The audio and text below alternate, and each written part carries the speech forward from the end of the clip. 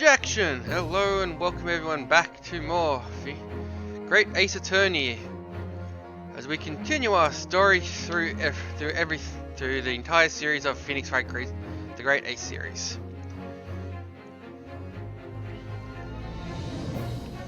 So then, last time we did the day cycle for the chapter 4. We were trying to forget what happened, so let's jump back in and continue.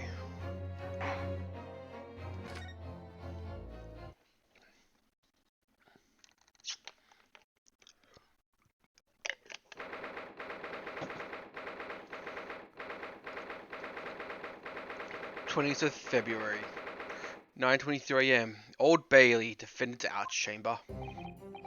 Well, never expected this. Who'd have thought we'd get back here so soon? We're on the study tour of Great Britain, the intention of learning the country's legal practices. In order to research the latest court proceedings, here we need as much court experience as possible. Well, yes, I suppose that's true, but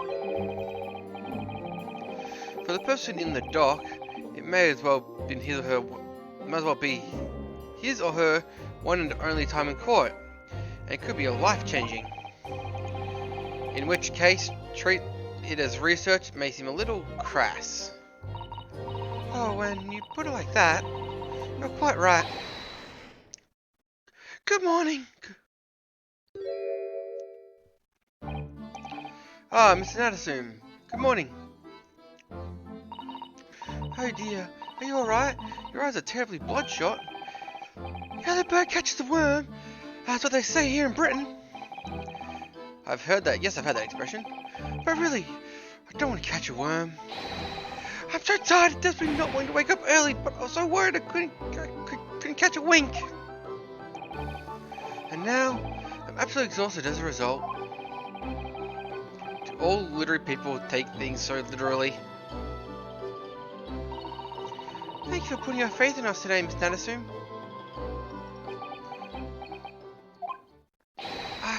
I wish I had 9 lives. A whole future hangs in the balance. I'm too terrified, too trembled. Really? Because I can feel tremors on the floor.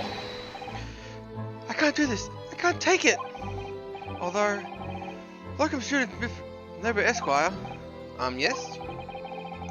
I got a glimpse of the public alley as I walked in by the courtroom. It's like the opening of the opera. There are so many people.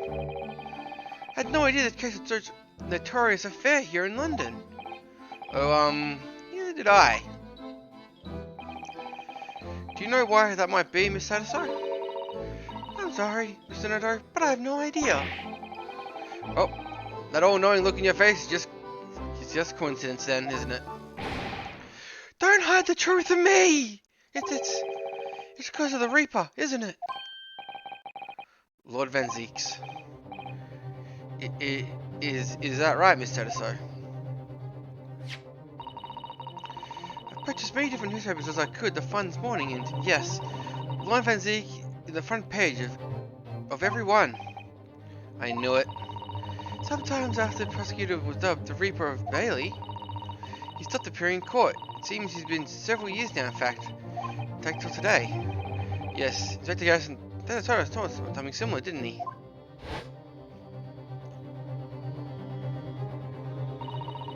Trial 2 days ago marked Lord Van Zeek's return to the courtroom after his very long hiatus. Trial of Moy McGill. Oh, what a horrible experiencing that was.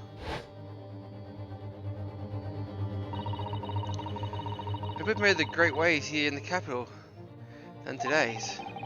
We've realised, of course, only having arrived in this country. That's why the Reaper's back in Bailey so soon. What appears to be a mundane murder. That's the question the papers are asking. They're all speculating various answers. Mundane? Mundane? It's supposed to give me saga of centuries. To some of us. Oh dear. I have no offense, but that's how the papers are describing it. Well, at least forgetting the fact that you could spark an international incident. Obviously, the influence of the infamous prosecutor has caught people's attention. But another blatant similarity to the trial 2 days ago. Yes, I agree. Welcome, Shooting Nerd Esquire. It's you. Me? Well, I suppose that's true. Both times you stood against the legendary prosecutor. The prosecutor. It can only mean that you're friends with the Reaper! Please, don't rub shoulders with him with Deathbringers. I'm afraid there really was one other explanation.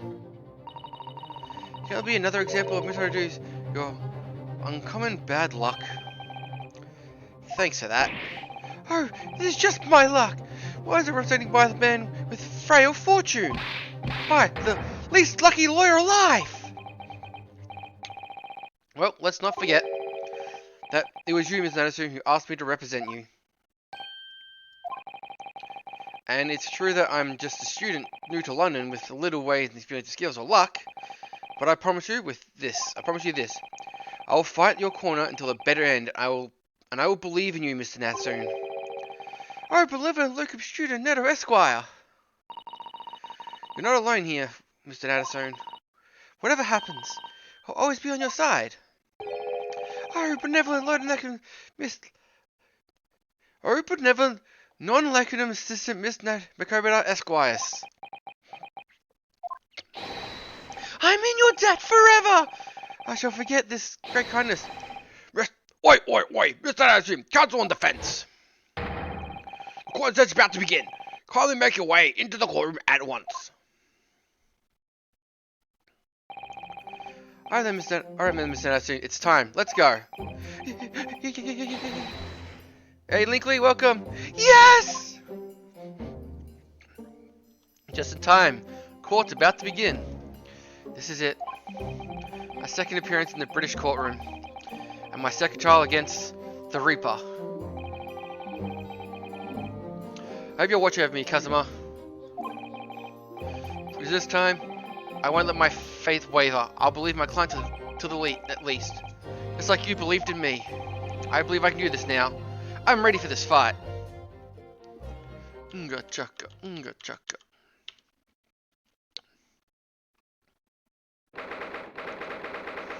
It's time to duel.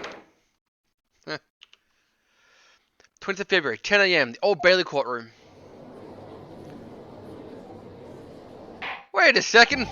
I know two other people on the court. Oh ho ho! In the name of Her Majesty the Queen, I hereby declare the court in session. I now call upon the counsel, prosecution, and the defense. I declare their willingness to proceed. Blah! The prosecution is prepared, fully prepared, my lord. The defense is ready, my lord. Blah. The defense are truly a fascinating breed. Sorry, what? Lord Strongheart told me all about you. Blah. That you're a student who arrived in London but 2 days ago. A mere amateur. Do you have a point? Blah. Being a compatriot, you'll feel compelled to try and help us cures, I suppose. Typical Nantipas ignorance. Forgive me, but I do not believe arrogance is an appropriate description. Shadowson. After all, the previous account of the defendant was found to be innocent. Blood. I mean wine. Yes, wine. Very true. But most fascinating, if dark trial it was too. Blah. The tragic conclusion came later, of course. Here's your acquainted. His uniform violet end.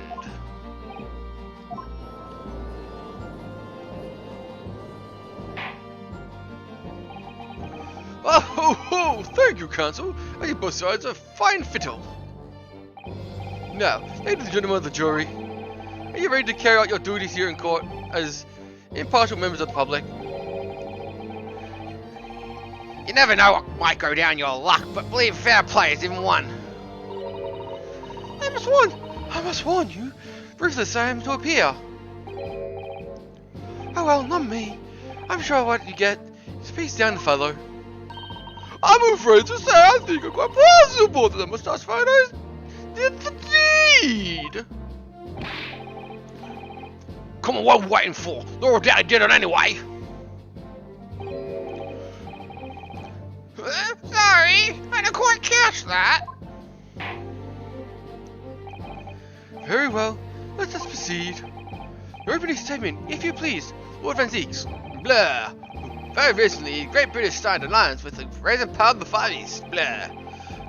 Accused in the dock today, a student from the same land, a certain Misoka Nasu. While our country has extended the foreign student warmest of welcomes, regrettably, the cat has not been returned. In fact, the student is accused of the most sinister act. Ha! Let's try it, Belmont. I know those holy water and that blood, I mean wine. I'll get you yet, Dracula, you bastard, of plunging a knife into the back of an innocent woman who is doing nothing but walking down the street. A knife crime? Tell it brings me to those, the worst bloody oaths they are.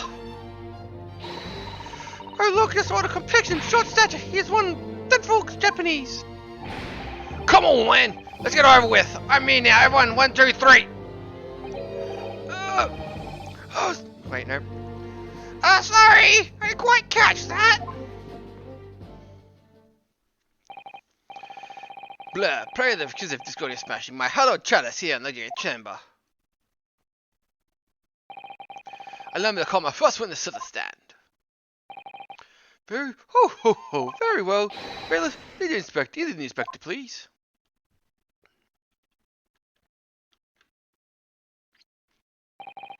Blah, your name and occupation, please. Yes, sir. Curtis Robin, Detective Inspector of Scotland Yard. Would you please summarize the events of the case for the court, Inspector? Victim thought to be a young woman in her 20s, name of Olivia Green. Beg your pardon, Inspector? I thought to be? Yes, having been stabbed in the back with an attack with a knife, the victim fell unconscious. It was 3 days ago now, and she's been comatose ever since. What? I didn't even know she was... comatose, I see. Better her life is not in danger. Blah, fortunately for the innocent student, the charges would not be murder. Pray, elaborate details, Inspector. Right, sir. If I could ask anyone to please look at the street map. As I mentioned, the incident took place 3 days ago around 5 in the afternoon. It happened on the pavement, running along the side bar road, with a horse-drawn vehicle. We had not long since stepped into the store when victim Miss Green was walking down the street. Out of the blue, she was approached from behind by the accused and stabbed in the back. Luckily, the young lady's life was spared. She is currently being treated in one of the city's hospitals. But being unconscious, she is, well, unable to take the statement for her, of course. This is a case file, everything you know about the victim so far. Thank you, Inspector. Oh, now accept the document as evidence, if you please. Blah, the weapon was yours. Quiet, I need to read this first. This is important information. Young woman rendered unconscious following a stab wound in the back. Victim, Oliver Green, female, built early 20s. Location, Fair Road, East Side. Reporting officer, Roller Bailey. Victim remained unconscious. Her name was gleaned from her personal effects. Other details are unknown. Apart from the single stab wound from a large knife, no other signs of injury were observed. Someone has been seen running away to a reported officer successfully arrested the following day. Blair, what of the weapon yours? Right, sir. We have it here. Removed from the victim's back. Oh, it's time to make street now. Everybody like that. Everybody would have better stabbed the poor one. Described looking Sasuke stand, I suppose. Government order guard and jackknife, I would say, rather than nondescript. Thank you, Inspector. Got to accept the blade as evidence. Jackknife has been entered into the courtroom record. Now then, what do you know of the... Shut up, Judge!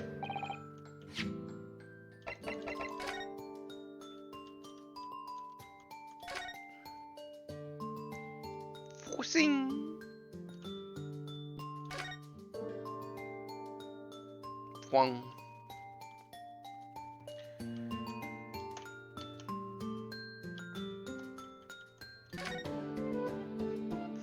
Swing. The tip is missing.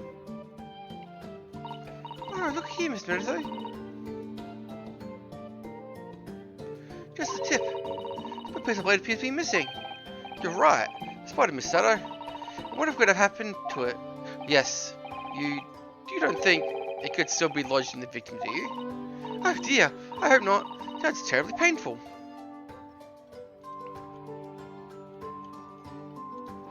Any other evidence on this knife of knives? I think it's just the tip. Valuable type soon? From what I can tell, looking by the victim's puzzles, it seems like she was a poor student herself. Hard to imagine she'd have anything much with pinching, my lord. I see. Like, in that case, I have some deep resentment towards the victim. I'm afraid I couldn't say. Apart from visiting the second-hand bookshop, the defendant, Mr. Nasso, doesn't appear to get out much. At this moment in time, we haven't been able to establish any sort of connection between him and the victim. Yes.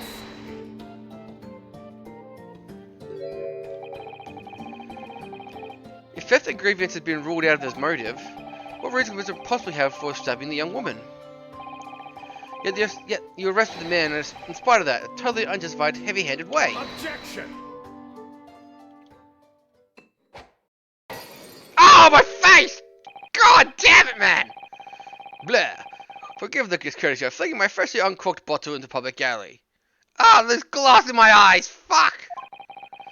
But your words have started the whole of banquet. For it is you who learned your friend who is being heavy-handed here. What? Blair, Scotland Yard does not arrest people without good cause. It should be beyond question. Inspector Gaza, we've got some calls for 4 more testimony. Inspector the court precisely what considerably came and arrested the first student. Right, you're set.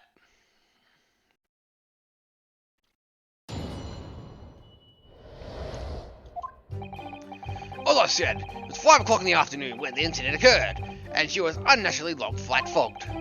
Visibility was reasonably good where no one else was about the victim and the accused. Out of the blue, the victim was stabbed from behind and subsequently collapsed on the pavement. He was run off, scattering all his belongings all over the floor. The beaten number of old books he just bought was on his way home to the bookshop, it seems.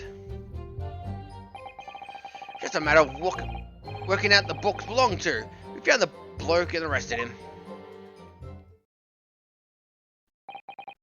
What books, you say? Yes, my lord. I have a photograph here of the scene of the crime, taken immediately after the incident. Quickly, someone push that whale back into the ocean. Oh, you can see the books you're referring to. Take the photographic prints as evidence, please, Inspector. Current photos have been added into the court record. Your points are Blair, your sponsor Sanders Breed took care of him with defeat, denying everything despite overwhelming evidence to the contrary. Well, forgive me, Lozink, but the defendant is not just denying everything you say put it. What are you doing, Mr. Sato? Ho! Do go on! Mr. Sato has admitted playing some part in the incident. Isn't that right, Mr. Naruto? Well, now you mention it, when he's visited him in his prison yesterday, he did tell us what happened. It was a dark, long, accursed pavement. I could make out a sole silhouette, another ahead of me. A woman wearing green overcoat. She was, just about to overtake her. He finally let out a scream and collapsed onto the cold, hard slab of stone at my feet. She hit the ground so hard that you can see all the fog moved away from her body. I was terrified. I had to get away from there. So I ran, fast as I could carry back to my cursed lodgings. Green overcoat? Oh yes, exactly what the woman in that print was wearing. Oh my! A photograph print is full color! What is the world becoming of next? The defense is going nothing more than admit he fled the scene of a terrifying incident. Does not mean that he is guilty of a heinous crime by stabbing a woman in the back. Blair, There's nobody else at the scene at the time, just the two of them, the victim and the accused. In other words, there's nobody else who could possibly have stabbed the woman. In fact, the accused concedes. This accusation will be proved to be pivotal, counsel. Proceed, please. Yes, my lord. Nothing to it. I'll just have a cross-examination to turn tables here. It's the only chance. Time to battle.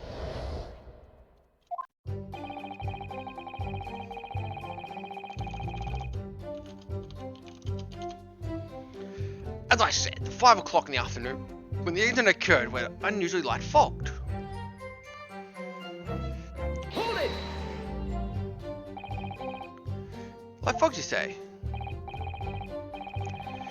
Well, light in London you could pause the side of the street once. Not much further though. That's light, is it? Around these parts, yes. Nothing more I expected a Japanese fella like yourself to know, of course. London's famous for its fog, but in my country, people usually imagine Giz to be a rather beautiful appearance. Blah, tusk, how quit. Well, yes, not something Londoners tend to romance, but I expect you can appreciate it. I see. At the time, the fog caused a large number of accidents, especially when it's heavy. Sometimes you can't even see your own head to the end of your arm. Oh, indeed, the other day, I was really enchanted by a horse before I could see the carriage were pulling. Santa's starting to definitely remember to stop and look and listen. But, however, on the day of concern, the fog was somewhat lighter than usual. In fact, no doubt limited by the accused. Hey, Dragon Guy, welcome! Visibly reasonably good. There was no one else there but the victim and the accused.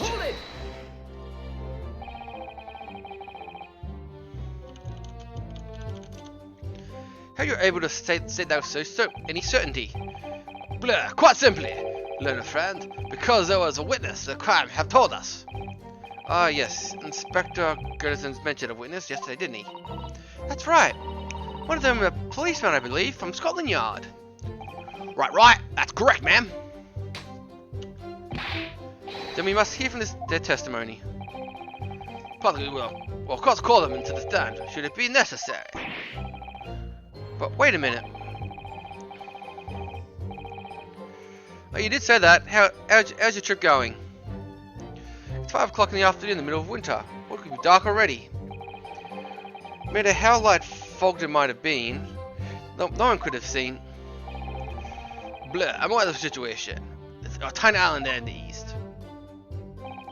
But here in the capital city of Great Britain, all main roads illuminated at night by gas streetlights.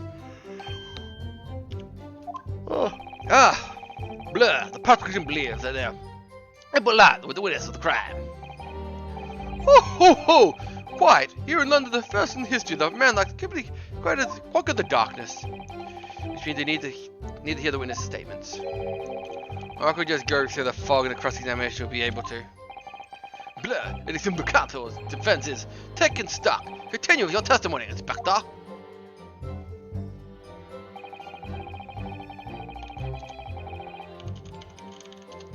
Blah, out of the... No. I've lost his voice, 1 second. Out of the blue, the victims... What? Out of the blue, the victim stabbed them behind, subsequently collapsed onto the pavement. Hold it!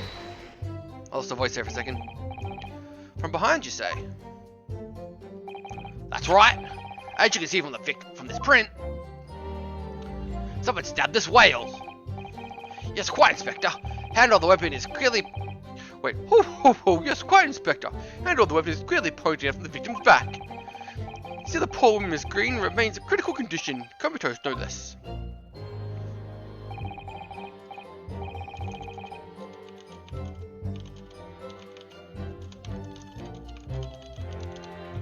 I'm afraid, my lord, she has been treated to brats. I was hopefully she came around before the trial today started, but I could take a statement, but it wasn't to be. Ooh, yes indeed. A pity. It'd been most illuminating to hear a victim's own accent over the events. That's an early 4-year-old. Blah, luck is on your client's side, it seems.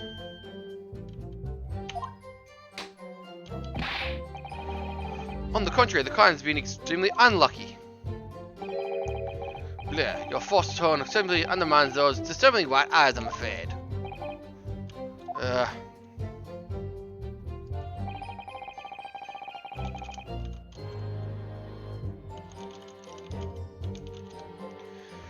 The accused ran off, scattering the belongings all over the floor. Mr. Nelson's belongings, I think you'll find the photographic print the crime scene. Yes, 3 books on the floor. Right, Miss Lord. Second-hand books were irreparably damaged after falling in the snow, of course. Blah, the accused either carried all 3 books in one hand, which means the other would have been free to wield a knife, for example. He's very clever, isn't he? What do you mean? He makes it extremely hard for you to assert that Upstream had his hands full with his books. And he managed to open one avenue of escape we might have before we knew he was there. Ooh, you mean the defendant was holding his belongings and he thrust a knife in the victim's back? And that's what happened, my lord, yes.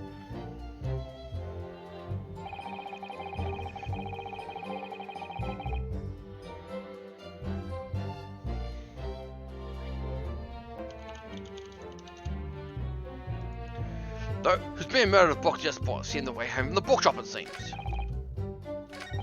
Hold it! He only bought 2 books. The first visit a second-hand bookshop on a daily basis. Right, yes, I understand. A shop full of old English literature. Blah, I commend the accused. A lofty subject matter of scholarly intention. The black room is stacked to the floor and ceiling with those mossy old books. Could you tell us more about the bookshop in question, please, Inspector? Well, if I must, have a take a look at this street map again, I'm afraid. Look at that book, accused lodging is placed here. Burden books.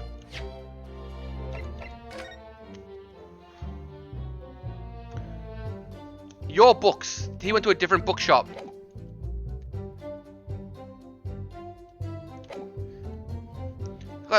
Because it's a bookshop and accused lodging is burden books. They'll place in the corner of Britain Road and Pheasant Street. It happens, the accused are currently living in a lodging on the other side of Barham Road, opposite the end. Which means he doesn't take a genius to work out the route to which he's taken home. I'm home. Something like this.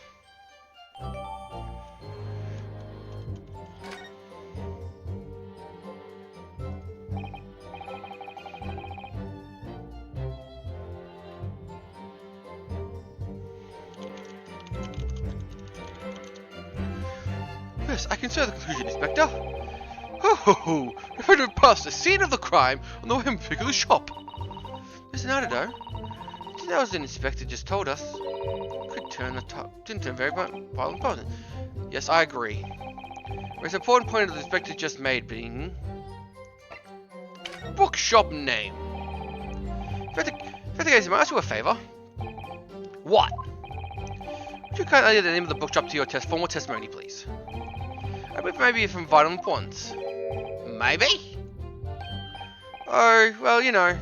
I mean, yes, very important clue. Very well. That'd be great. Any great significance. Please revise your testimony according, Inspector. Yes, sir, my lord. Whatever you say. Could it be any more psychotic?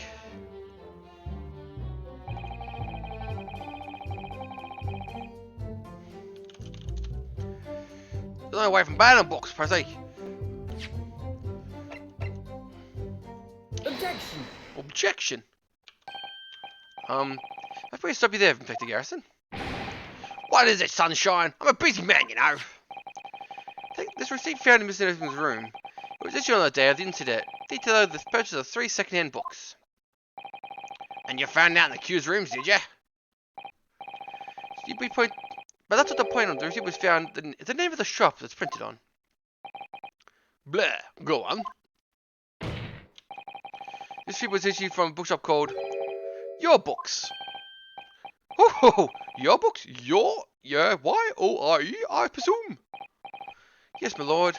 Some says that he did indeed purchase a number of books at a second-hand bookshop that day. However, the bookshop in question was not the Boyd and Books. Eh? What? Inspector, do you know this other bookshop? Yes, sir. Your books is on the other second-hand bookshop, not far from Bird and Books. It's just that, well, it's such a small place, I didn't think an accused would have known about it.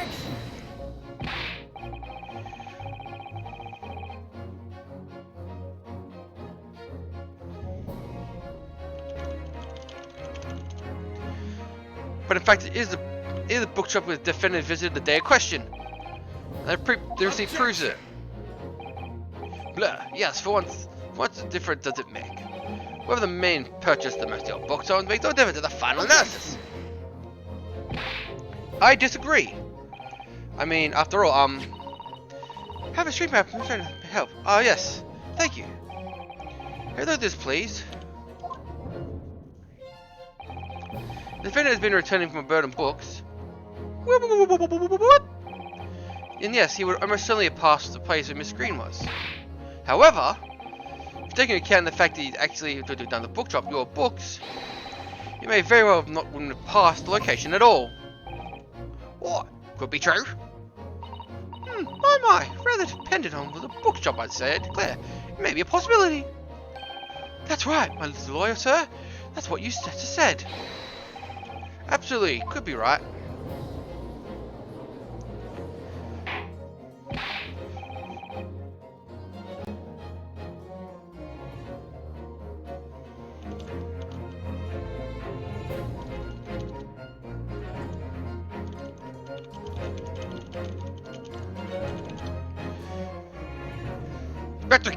Inspector, where's this bookshop establishment?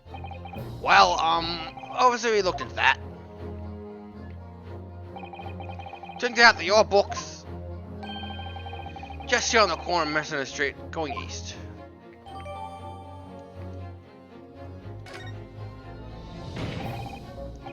There you have it. You can see clearly now. Oh.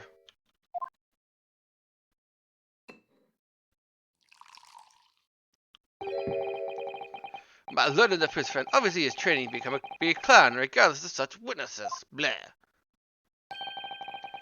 Some vampire blood for you, I mean wine for you. The future career in the circus. Grr. Put the glass down now. I'll put it down for you. Don't think I need to spell it out, but here we go. The accused are coming home with Your Books instead of Burn Books. Woo, and same thing. There's no doubt he still would have passed the place where the victim was stabbed.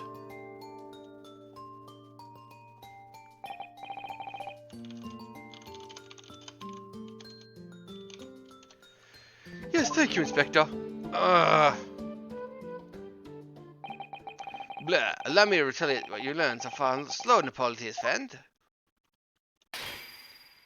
Oh, God, is that how the guy in the cloud felt? The glass in my hand? God damn it. I mean, whenever the map is pushed up as he told him, it makes no difference. The final analysis. God. Blah.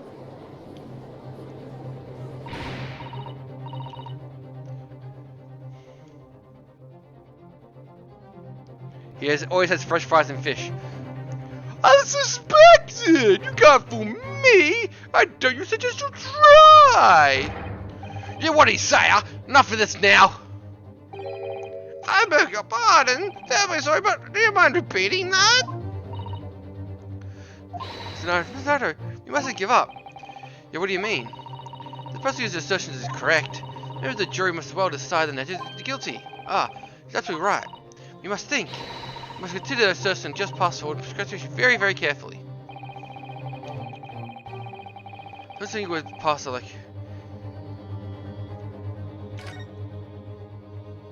That's a direct objection. You have made prosecution fundamentally flawed. Explain yourself, Count. Explain yourself, Counsel.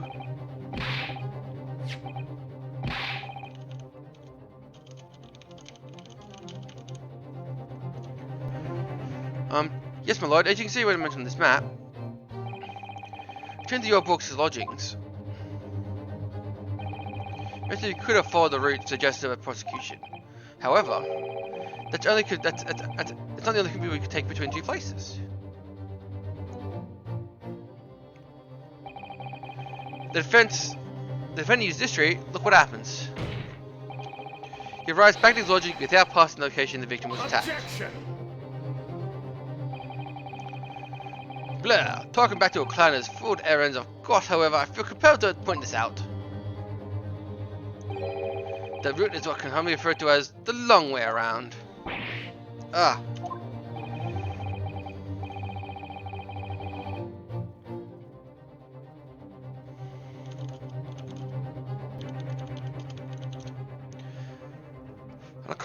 On a cold night, the man took the longer route home. He's a prosecutor in Phoenix Wright in an Ace Attorney game. He has infinite amount of glasses. Just like you pull out his desk, it's just a big stack of all glasses and wine. It's actually a bar. He moonlights here as a pub owner. Blah. The answer is extremely simple. How? He wouldn't. In other words. The curious took obviously went back to his lodgings, obvious perpetrator of the crime. But, yes, I've got it. Hopefully it must have been asked me himself. I was to say which route he took home. Blah, I've already informed the court of the accused of response to such questioning. He claims he has no recollection. That's right. As I said, like him to spend his time otherwise aimlessly from A to B. That day is no exception. He doesn't matter, remember where it was Rudy took home. I don't believe this. Bleh.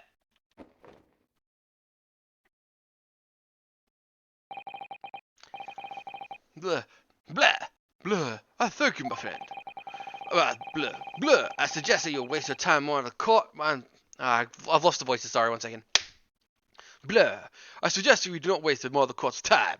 Time to wandering aimlessly around the subject. Pray, what are your insightful jurors?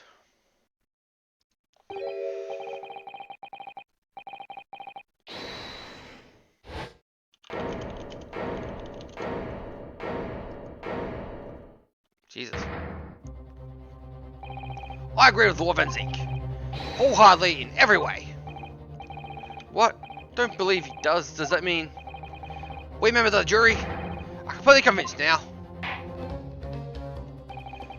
Oh, very well. In that case, I hereby call upon the members of the jury to present your findings to the court. Guilty! Golly. Guilty. Guilty. Guilty. Guilty.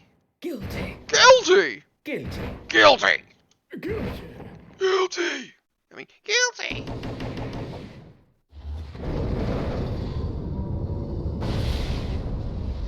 That was fast. Oh, the jury loses numbness. Dead. Blah. To the infant members of the trial, I applaud your brave resolve. You serve the Queen country admirably. Mr. Nardo. No, not yet. I still have one last chance to sway the opinion of the jury. Swoop! I have to tip the balance of those scales the other way. I have to turn this around. Somehow. Bleh. Are those other query? You willing to give it up and die? So I presume you intend to wield your last rights again in the trial. The right to defend the written adequate British law, you buried long ago. Call it anti if you will, but it's the defense's prerogative to carry out some examination if he so chooses. Ho ho ho! Very well, counsel. According to the leader of the law, we shall proceed with the simultaneous explanation. Are the members of the jury ready, Mr. Foreman? Of course we are ready. I'm all too familiar with the 9% whip snap is urges the refuser to allow the alley.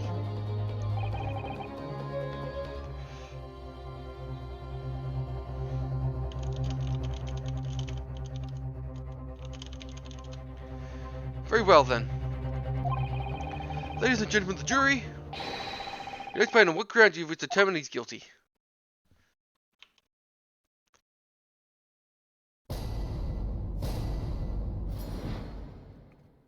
Juror's contention. For pity's sake, the little pawn's honestly already admitted himself, didn't he? If he said that woman's agreed to collapse before his eyes, why can't I only believe he was the victim? The man wouldn't even go around the house on his way back from the bookshop, not even in winter. I saw the poor woman attacked from behind, was she? How dreadful! I really don't care, we just wrap this up now. I got work to be doing. Oh dear, your books, yes, nice shop that. But burning books, no, not worth a visit.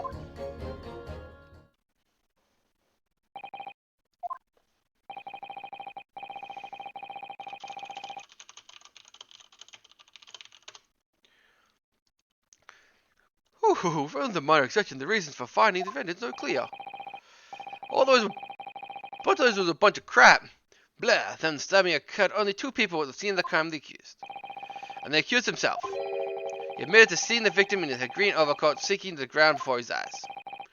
Ooh, furthermore, I invoked the defendant for the scene. I must say, I would have ample grounds to convict a man already. Oh dear, I think the judge appears convinced of the murderer's guilt now. Why'd have to run away like that? Was I supposed to believe in some phantom attacker nobody could see? This is impossible. We're supposed to make a case for the defense. Mr. Narrator, this is not time for grumbling. You want to force the trial to continue? Yes, I know. I have to turn the tide. I must make the jurors change their minds. Well, 4 of them at least.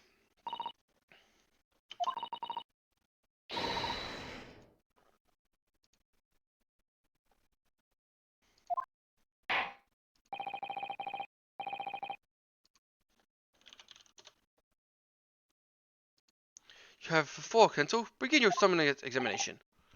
Yes, my lord. Let's get the child going somehow. Whatever it takes. Come on, Rascal, you can do it.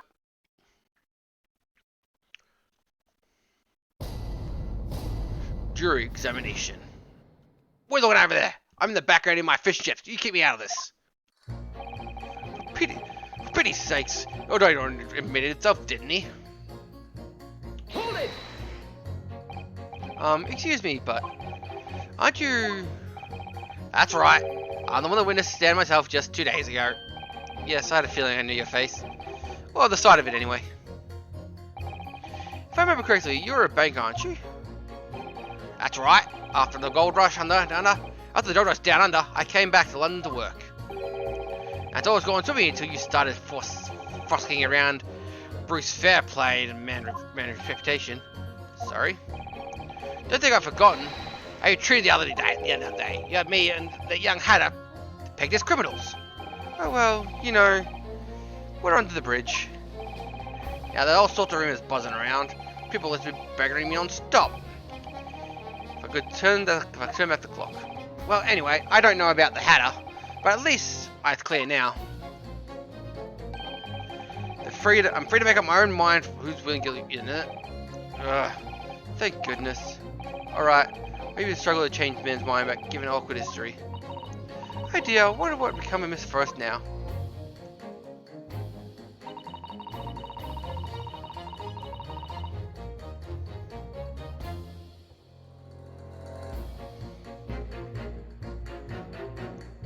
He said the woman in green collapsed in his eyes. Wait, before his eyes. Why, only he could have been the victim. Hold it!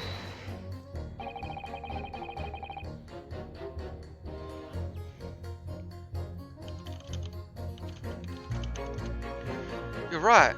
At the time of the incident, the defendant admits to having seen someone wearing a green overcoat walking ahead of him. Thank you, Dragon J. Hope you have a good day. Well, quiet. Especially my point.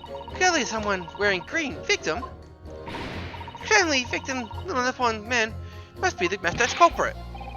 Let us not forget, madame, the defense vehemently denies attacking the woman. Well, of course he does. He admits to stabbing.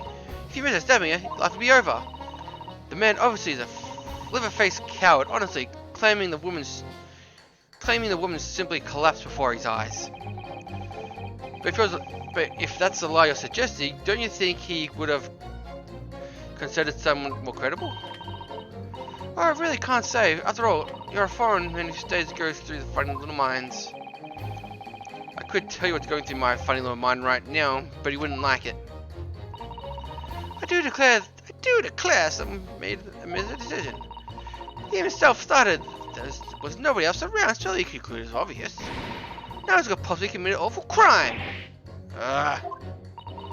If no one else could have done it, the accused must be the man. Really, it can be more simple. Oh, your argument is more compelling in simplicity, I must admit. Oh my, you're too kind, my lord.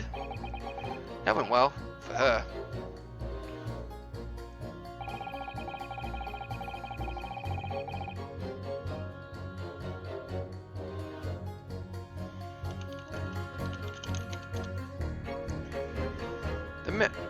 The man would have gone around the houses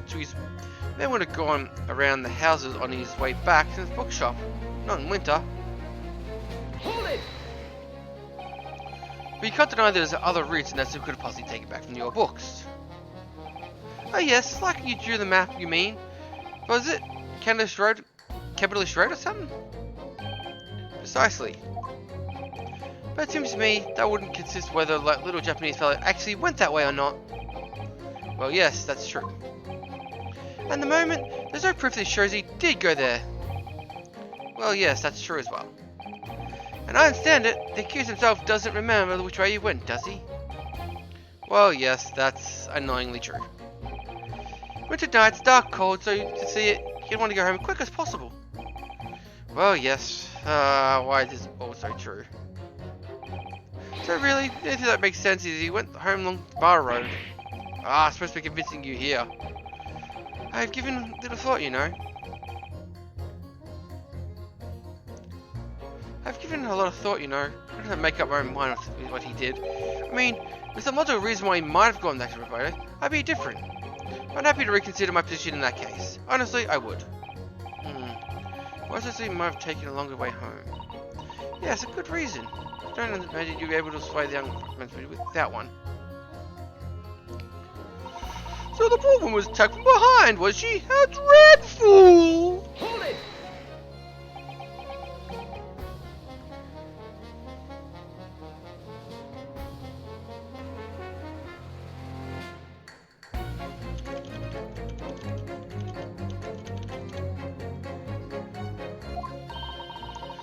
Whatever's the matter, young man? You're the wife of Mr. Gomez, aren't you? The landlord, Mr. Nimbus, in his room. The master's wife? Where'd you get that idea, sir? I'm the maid! The maid, you understand? She keeps a charade. Oh, it's gonna be awkward. Why did you mention this yesterday? You've been selected for the jury in the trial, I mean. Well, I was told not to mention to anyone until the day of the trial, you see. I was in the letter that I received. The instructions were very clear, so I'm afraid I had no choice. I see. Anyway, Mr. Nadasim, the defendant takes lodging in your master's house, doesn't he? Yes, that's right. Although he's only been a little over a week now. In that time, she must have taken a stock of his character. This doesn't look like the kind of man who would commit a crime such as this. Oh my goodness me, yes! He's just the sort! What? He spends all his time in the dark in the dingy rooms, holding hands with his mustache. Man never speaks, all he does is gets the start of me of those shifty eyes. All the neighbors are talking about him. I've heard them, you know. People must be building a bomb in there or something. Oh dear, poor Miss Nadasim. How can people say such things about him? He's just a harmless bookworm. Nothing more. Well, you just called him a worm, so... Anyway, be careful about inviting the maid to speak. It's enough Danny already. I don't really care, just wrap this up now. I've got work to be doing. Hold it!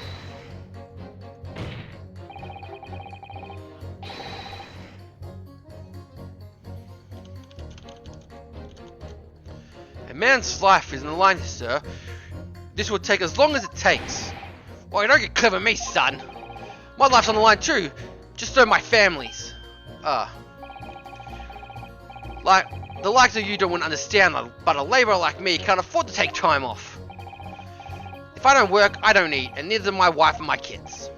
Well, you see, that must be very hard. I got a union every morning for what needs to be doing. If you're late, your work gets taken. That's tough. It's tough. It's time of the year. Winter gas supplies pipe up bursting left and right and centre. They're after cheap labour to get the roads dug up, fix it, and hard slog down the dust till dusk it is. So, you were digging up roads the day of the incident, were you? That's right. In fact, I remember it rightly. It was just around a corner from where that all happened. By the old bookshop it was. What? Another coincidence. That's right. Bishop Street was.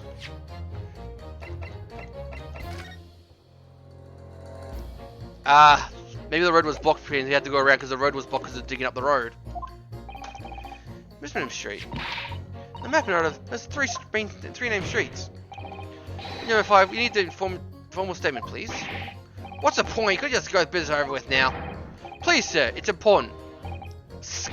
Fine, I'll do it then.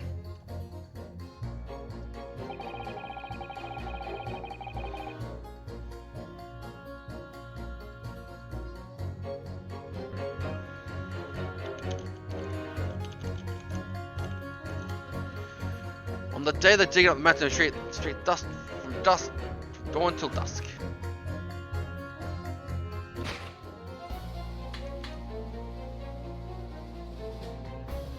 Objection! This is meant to clearly at odds with each other. What odds? Protect yourself. Please don't point. What wasn't me, I swear. What? I just got done dusted. Juror number 3. Oh, me, sir. What do you want me? Juror number 5's words now extremely significant. Let's take a moment to consider the implications of what has been said on our map of the local area.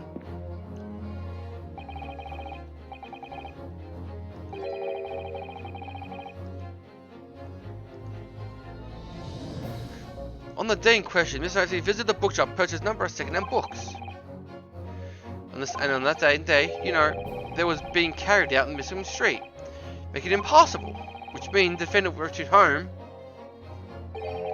couldn't have been taken along Missing Street and down Bar Road. Oh yes, of course. What do you think, sir? Well, yes, I can't argue with that really. Can you? I must have been too yard paved up. Every gentleman came along here had to turn back and the other way. So the conclusion is this. The defendant must have taken a longer route back to his lodgings. Yes, I suppose he must have. I suppose that must be right, Juror number 3, you said the following. The man wouldn't have gone around the houses on his way back from the bookshop. But, do you see now? He had no choice. Yes! My Lord Judge, if I may? Yes? I don't think I'm all good conscience can say that the man's guilty now. Yes, I'd like to try to continue to get to the bottom of what really happened.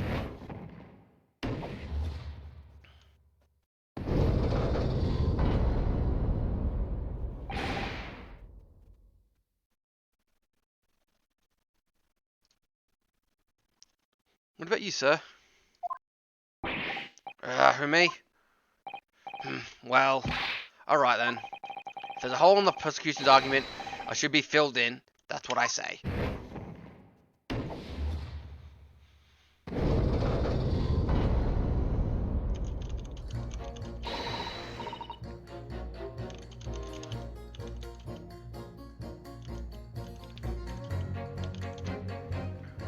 Well, Mr. Nato, that was wonderful.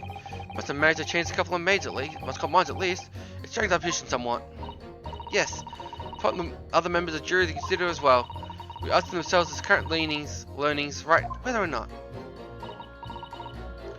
If only you could just identify one more clue to discrepancy would make them doubt Mr. Nato soon. You might be able to tip the balance completely. Yes, that's completely. That's what we got to do.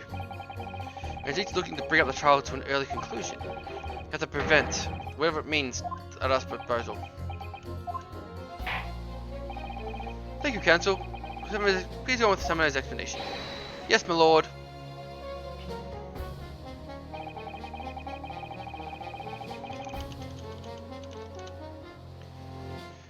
I have to say not guilty at this point. Let's see where the trial goes from here. Dig on the road, dig on the truth. I gotta see something through the avenue. Your books, nice job though. But when books, they're not worth a visit. Sorry. Fold it, you say? Fold what? No. I just said hold it. I wanted to ask you, do you visit your books often? I like the old have there. Yes, I enjoy reading them over a nice cup of tea. That's my daily routine, you see. Same thing every day, including the day we're all talking about. And at that time, you visit your books on the day in question? Well, I was looking at books in there all afternoon, and I would have been just before 5 I left. My daily routine, you see. Same things every other day, including the day you're all talking about. Before 5, you say, exactly when the victim was attacked. Were you sure about the time? Oh yes, no mistake there. I remember it well.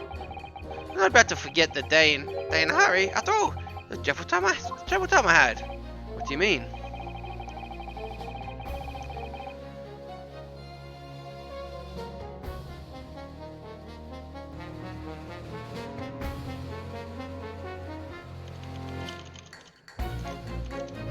Well, I was talking to Jabbly Fro. Well, I was talking to Jabbly Fro when I slipped an ice and bonked my head. It was way worse than the sheriff's file. Started falling. More slippery.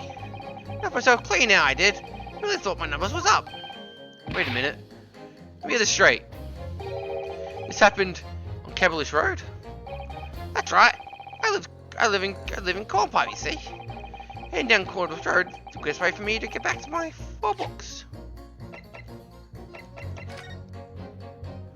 Cabalish Road.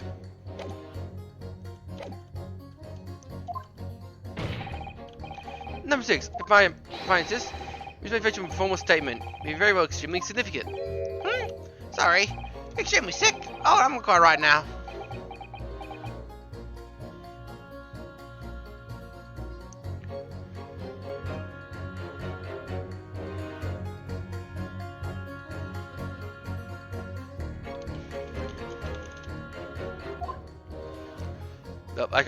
Hey, little Mac, welcome. Attention to his mind, Nodo. Yes, just 2 more to go. Deliver the finishing blows now. It's time to turn the tables here. I wish I knew how to do since I just don't take down. I suppose the words are more stuff in that suffice now. For pity's sakes. Sorry, it's... I slept over the evening myself, Cabalish Road, knocked myself out clean out, you know. Pit you? For pity's sakes. To the green cut forks. Objection. There we are. This is to show flaws in the juror's reasoning. Ho ho ho! A flaw? What are you talking about, Counsel?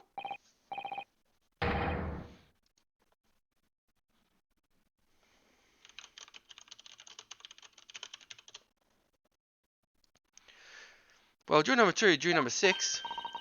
What have you do mean, sir? I think perhaps you old men didn't hear you. Unbelievable. Not like I was loud or anything. The last one fact we should be sure here. The books found a receipt at the plumber clearly indicates the day of the attack. He's been at your books purchasing a number of second-hand titles and returned to home on foot. But the man said he had no connection to a returning journey. That's correct. But he does remember seeing someone appear in front of him on the way. Someone in a green overcoat who suddenly collapsed on the pavement before his eyes. Yes, I'm aware of this. The poor young woman, stabbed obviously. Objection.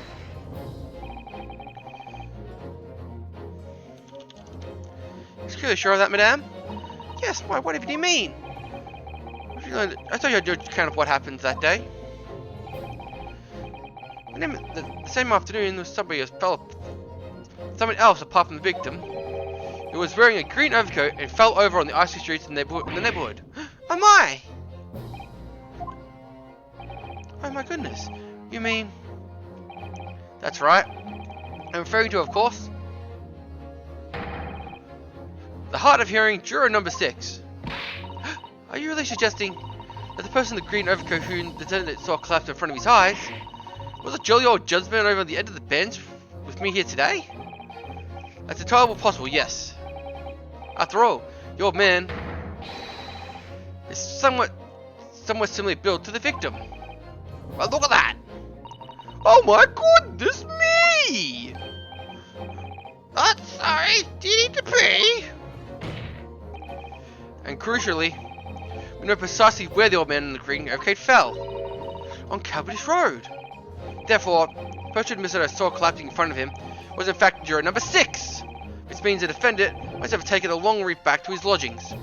If that's true, then clearly the crime committed this road was the woman who was stabbed was not on his way home.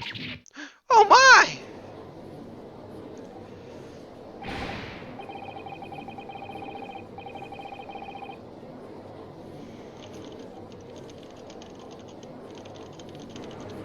You idiot! You'd be so daft to be roaming about have boxed off hours ago. Oh, and really? What are you thinking wearing such a befuddling coat? Hey, what did you say to me? It's a crime for the elderly to walk in the streets these days. Is it a crime to slip over on the ice? It's a crime to keep up with the latest styles and wear a beautiful green overcoat, is it?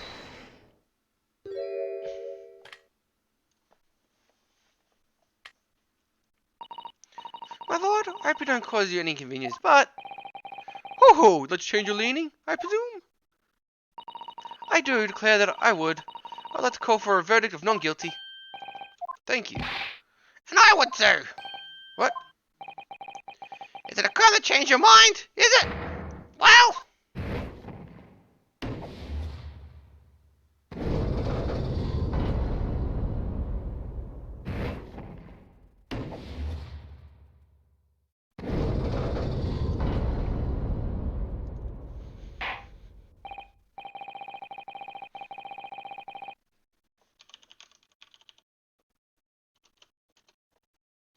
Summary explanation concluded.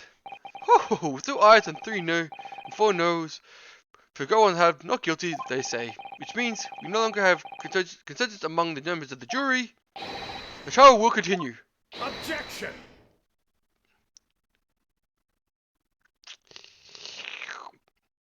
Blah.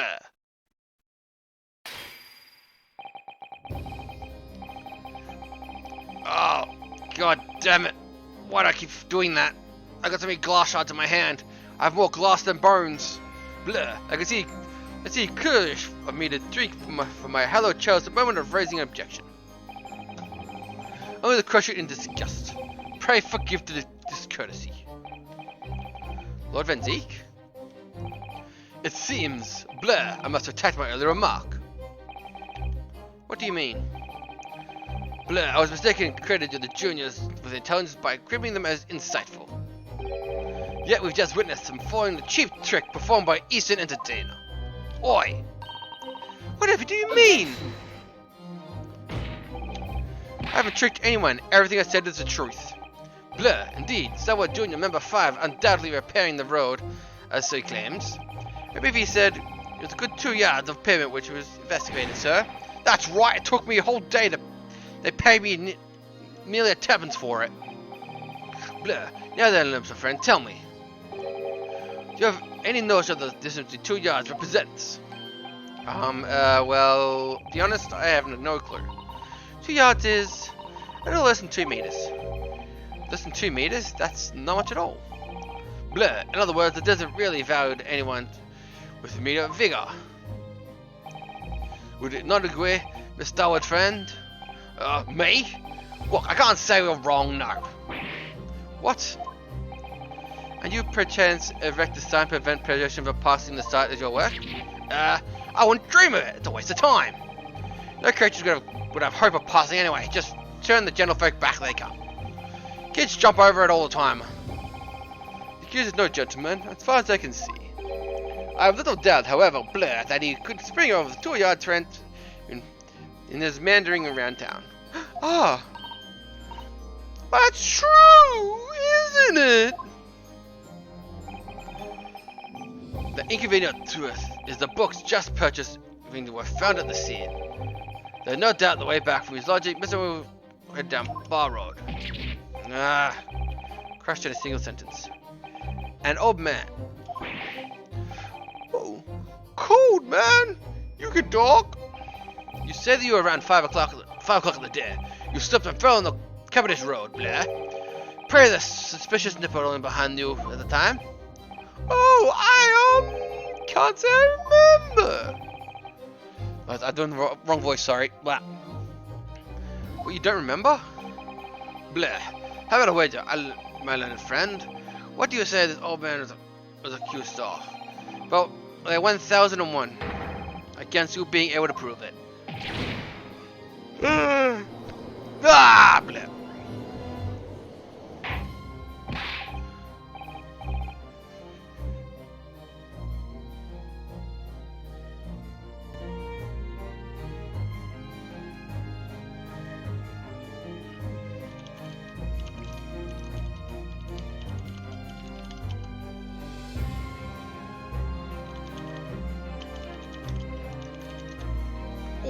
Order! Lord Van Dyck, explain yourself. My lord? If you're just a treatment argument up your sleeve, why the world did you profit during the statement of cross-examination? Blair, I want to give them an informed student the slight explanation the doubt came from. Yeah, I'm okay. I'd rather see himself opinion. Readily swayed. But my hospitality has no limits, Blair, and I've been reached, I feel. And we're fine on the Mac. Throat's a little sore, but that's about it.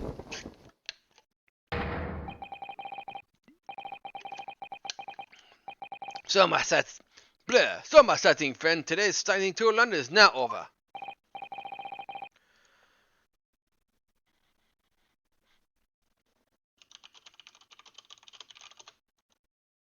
What are you talking about?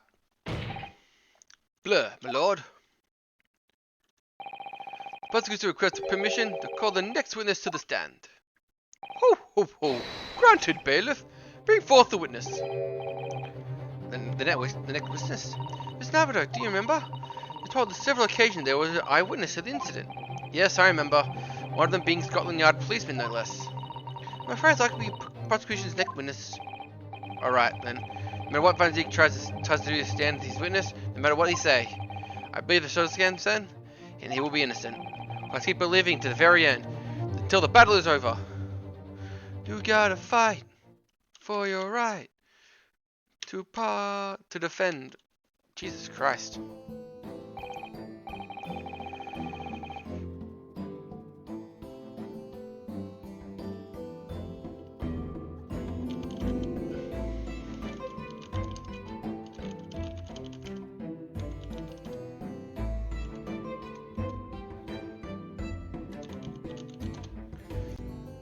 Blur, will the witness please state your name, occupation for the court?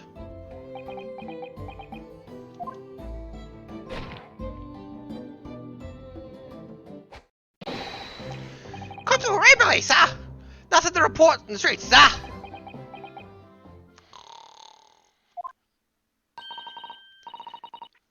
And I'm Miss Billy. This is my name. I'm proud to say I'm this young town's hero's wife. What is the story here? Well, in truth, I have not been married long. In fact, we celebrated our first anniversary only the other day. No. Where's your husband? He seems tired. Blur, hardly surprising. Whilst being on the honourable occupation, patrolling the beat is the most demanding work in the world. Oh really? I'm sure I've heard that before actually. Indeed, apart from the rare days off, your county office is charged 20 miles a day, you know.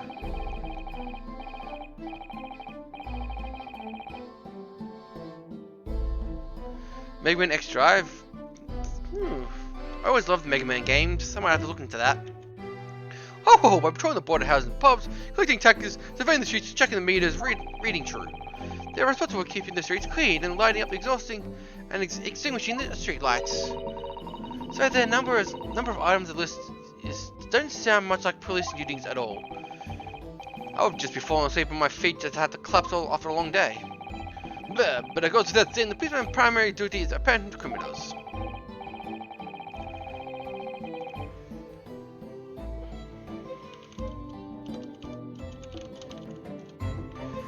Even on a days off duty constable. I clicked the wrong part of the screen. For London Bobby, the man of honor.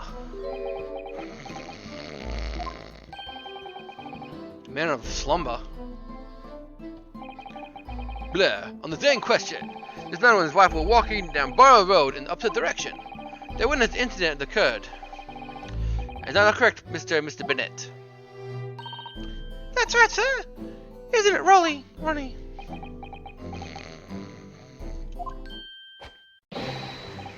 Good morning, space, sir. Nothing to report here, street, sir. What a great one this is going to be. Oh, very good. I'd like to hear the formal testimony now, please. The court will exactly what is on the afternoon of the incident. Yes, sir.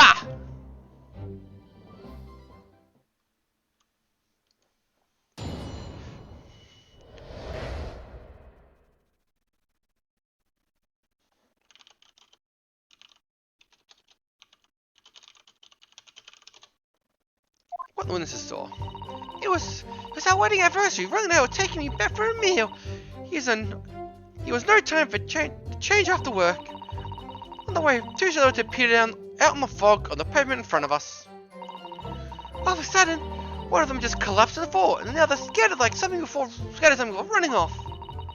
He ran straight over, of course, and then went for help at the nearby police box. It was definitely a Japanese man in the dock, Rolly. I both saw him clearly that day.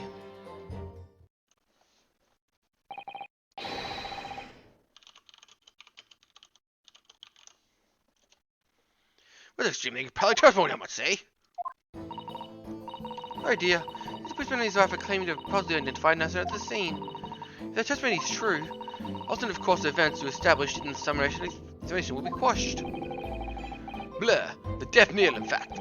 Because of the alternative was never visible in the first place. Ho! That's unfortunately breaching your wedding anniversary too.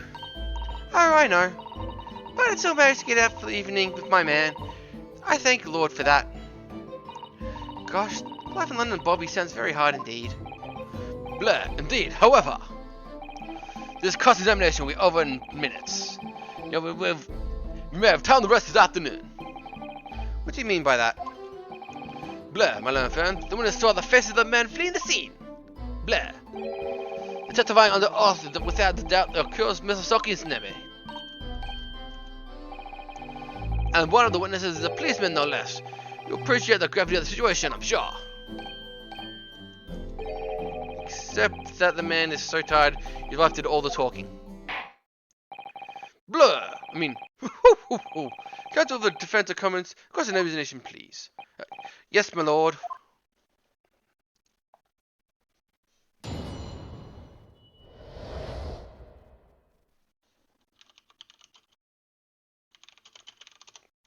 What the witnesses saw. It was our wedding anniversary. We were taking me to the meal. It was no time to change after work. My favorite Mega Man game would be the first one I ever played, which is Mega Man Battle Network. They don't change after work, you say. Are you sure? You also number the police, Miss Brett. Oh no, not at all. Jobs for tough young men only. Women and children, elderly, can't even apply. Well then, I think you'll probably see where the children and elderly can't job, can't you? I think Rolly is ever so handsome in his uniform. It suits down to the down to the ground, doesn't it, my darling?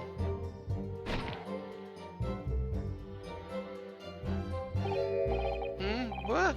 Oh, I just finished my beat.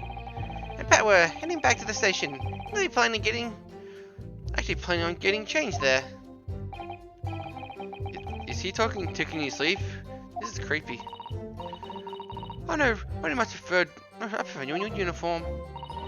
Sometimes I recognize you when I I don't recognize you when I see you in plain clothes. Oh dear, it seems healthy. Oh, got out here to your point. We are going for the meal after you finished your beat for the day, correct?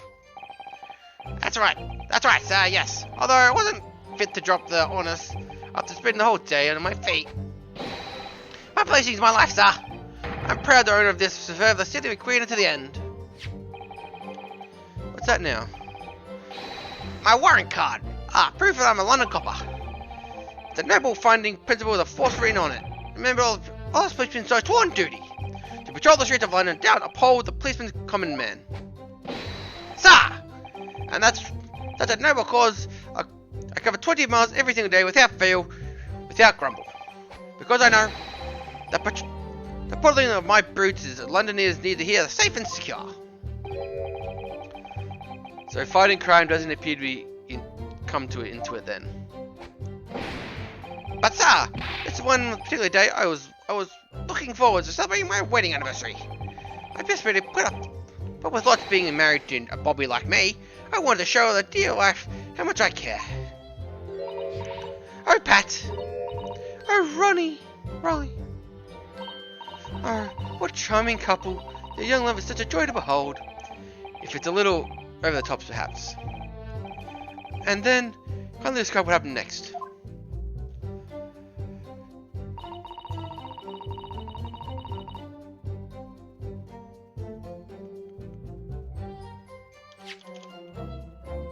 Oops, sorry.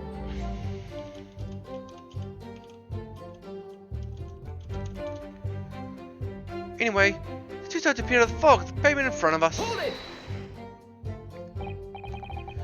Two silhouettes? That's right. They were coming towards us, walking up the road, moving in opposite directions. There was a rather plump figure followed by a scrawny, thin-looking man. Exactly like the victim pictured in this print, like his menacing.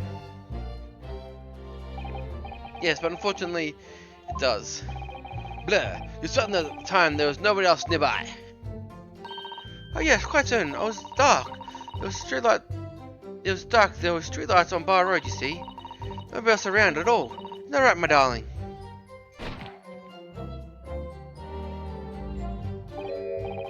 What? Oh yes, that's right. Of course. There was a lot of fog on the ground. But Bar Road is dead straight. You could see fairly a long way down the pavement. There was a street light as well. We didn't see any other pedestrians. Blur. Before the sleep takes firm hold.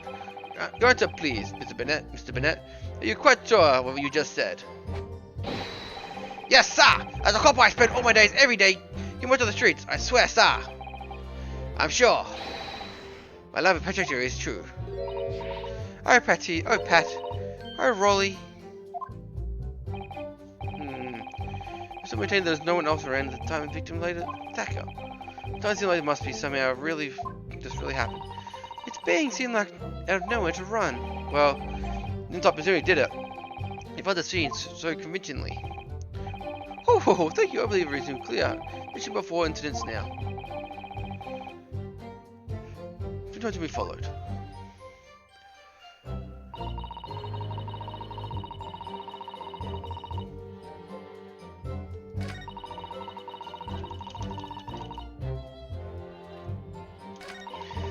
All of a sudden, one of them just collapsed to the floor. They scattered something before running off. Scattered something? What do you mean by that? Oh well, couldn't quite make out what it was at the time. But when we got closer, I realized it was. Didn't we, darling?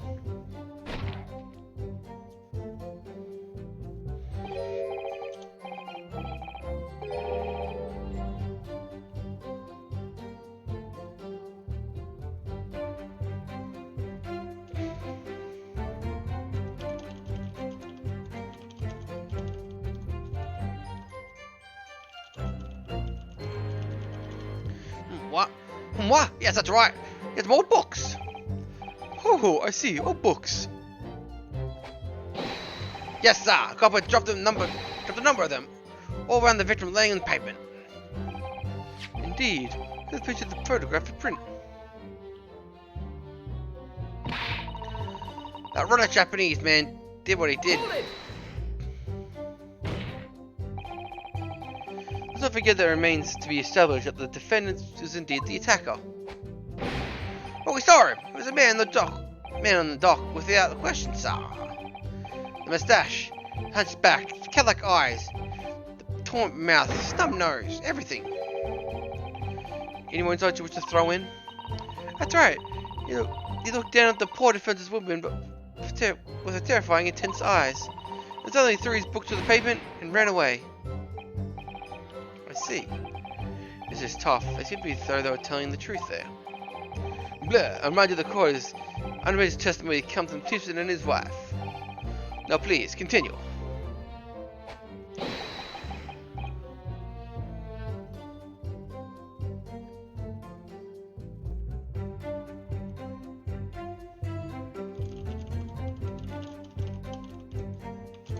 Yes, sir.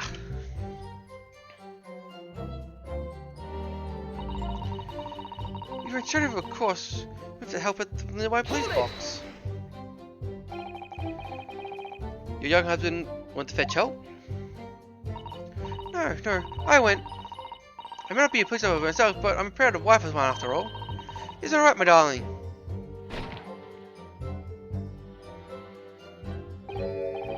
What? Oh yes, that's right. I was about to go. I was off duty at the point. But Bobby's never truly off duty, of course, so I felt like I was to stay and guard the scene. Very laudable, Mr. Lee. Saving the scene of the crime is a task of considerable importance. That's why I have to send the passenger, you see. I told her to go to find the right police box. Give me reference. What do you mean by exactly by the right police box? Depends on the crime location, you see. Who deals with what? What's it? Well, the one who was stabbed wasn't actually on my beat. So I told passenger to go to the police box to the beat indicated fell under, so go and report it. I ran to the quick as I could, but asked for help from the Bobby on duty. There's nothing more important than a young couple in love working together, you know. Blah, and thanks to a swift response, the crime was simply resolved, the action of two model citizens. Oh please, you're making me blush, isn't it, darling?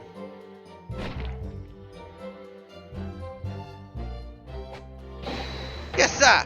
Yes, Professor said, sir. Let's move on, shall we? It was definitely a Japanese man who took the dock. For us, we saw clear as day.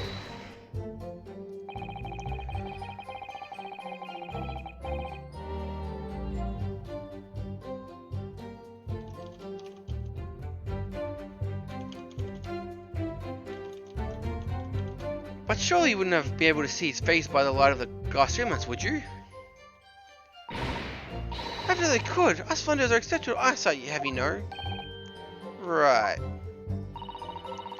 The other streamlets are more than enough. That's when I already told you the fog was only light, didn't he? Ah, yes, and what of the fog? Your favourite's across the globe, I believe. We have to be menace to those who have lived with us, of course. Oh, it is. Oh, it is. Oh, it is. When it's thick, you can't even see your hand in front of your own arm. Yes, alright, I take your point, but now could you stop shaking your husband about it? Because the fogs make your eyes very sharp, you see. So we can tell from sure those certain that little Japanese man we saw. Can't we, darling?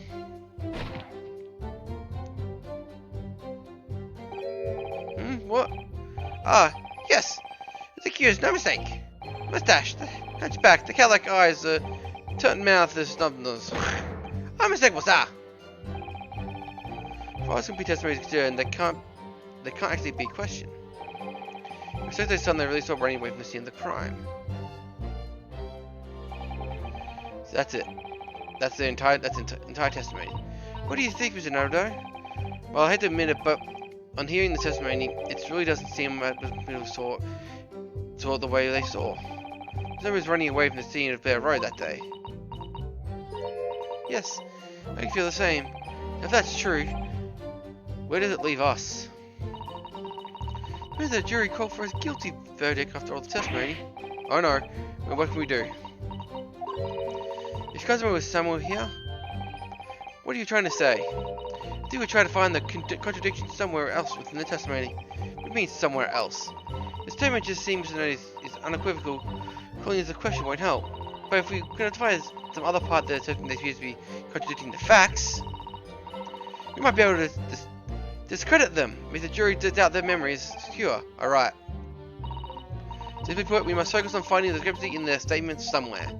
If we don't, I'm afraid the trial may reach an early unfavorable conclusion. What have I to see in the bill up against it? Mr. Lawyer, sir, can I ask you something?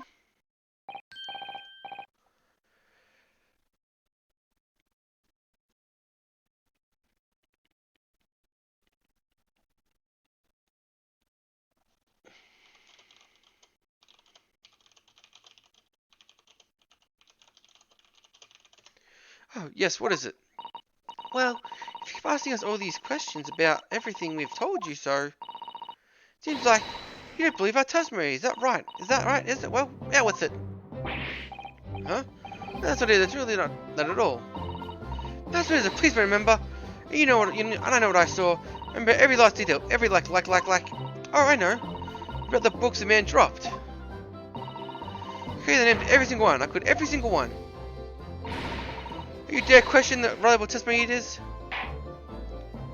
Oof, ho, ho. What will do? No, won't do it all. Japanese lawyer, you have no idea what I'm capable of. Even if I forgive him for insulting us, I didn't think a minute royal will. I really mean to. Spencer, please put your hands and fists down. Perhaps you'd like the opportunity to submit your testimony, Mr. Bree. Might that appease you?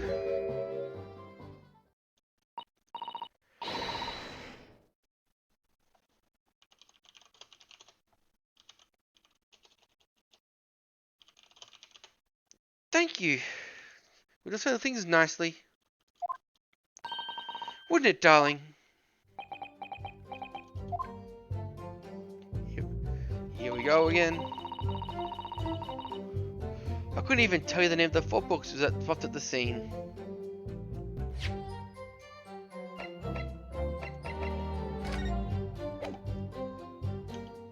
Objection!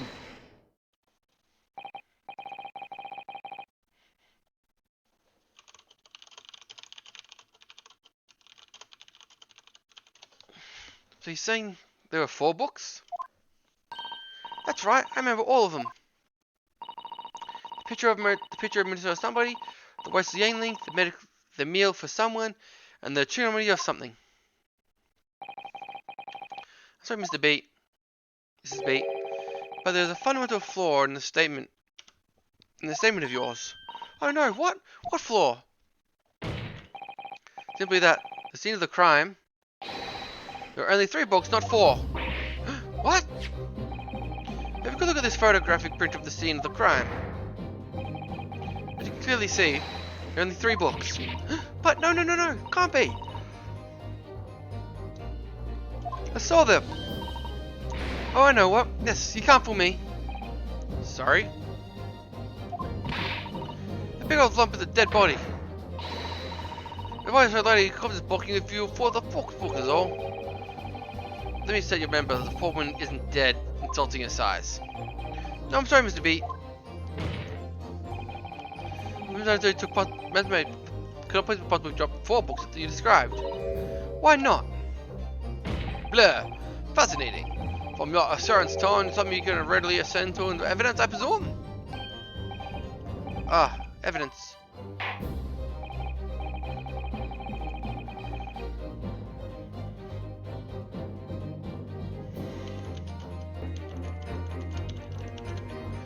Counsel. Counsel, please print the steps and claim what you draw it. We figure that the accused did not drop 4 books. That was straight to the street, 3 books he dropped. Take that! You have it right here. From the bookshop receipt. From your books. Yes. Receipt details Mr. Receipt's purchase of the day. But as you can see, 3 books are listed. No!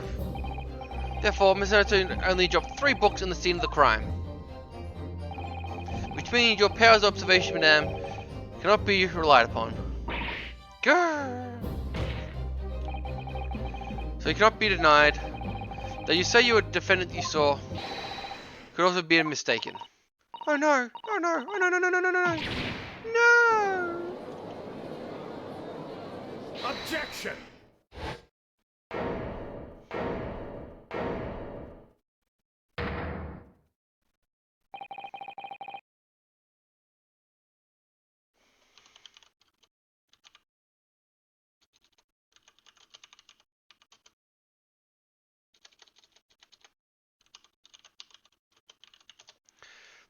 Blur. Plainly evident that your powers of deduction cannot be relied upon, my learned Napoleon's fan. What? I cannot be denied that the two necessary star occurs running from the scene. In fact, you know very well there's no hope of disproving it. Ah. So you've striven to assert their attention by a dint of incoherent discrepancies. That would be fair. He sees right through me. Blur, but your plan somewhat recalled against you. What are you talking about? It's quite simple, Blur. Let me explain with a toast. The policeman's wife are entirely accurate testimony, even with respect. Oh? You see, no matter what up to the debate, the bar road until 4 books were most definitely found. But for the photographic print, it shows 3 books.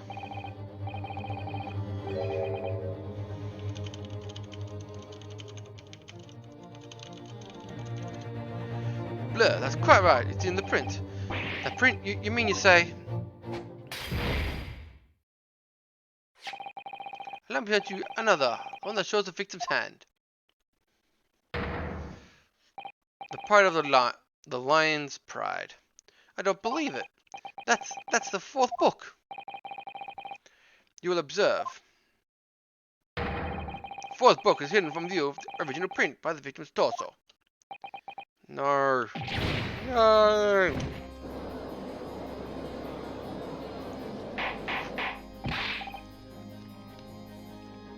Ho ho ho! Order! Order! There you see? Look at that! Look at that! Look! Look! Look! Look!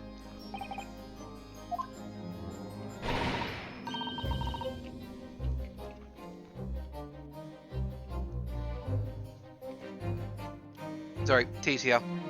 Just on my biscuit. Just like I said, isn't it, my darling? Yes, sir! President always right, sir! Let's say you received the book purchased by accused on day question. Miss Minette, tell once again, if you please. Yes, of course. The picture of Mona Lisa by someone or another. The picture of Mona Lisa Lacroix. What's it learning? Yearning? Cadbury yearnings. A meal for someone. A meal for Gabato, in fact. As the court just heard, the witness remembers the books flawlessly, save for a few minor details. This speech powers of recollection cannot be described as exceptional. Did you hear that, Rolly? The gentleman paid me a compliment. Yes, sir! Flawless, sir! Princess is flawless! But there are only 3 books on the receipt. The principal has mentioned 4. Blur, there's nothing surprising about that. Here the 4th book was which is shown here, photograph print. I'm sorry, counsel, but it does not seem to be at odds. Why should the 4th book be omitted from the receipt? Blur, that's not at odds at all, my lord. The photograph clearly showed the 4th book was found in the victim's clutches. It's burnt. The corner of the book is burnt. In other words, it belongs to the victim. The victim? Butcher's bought her own book? I wonder, what became of that 4th book? Obviously, it wasn't overlooked by the investigation officers at Scotland Yard. We have evidence. You will submit the evidence from printer as well, counsel. Blur, my pleasure, my lord.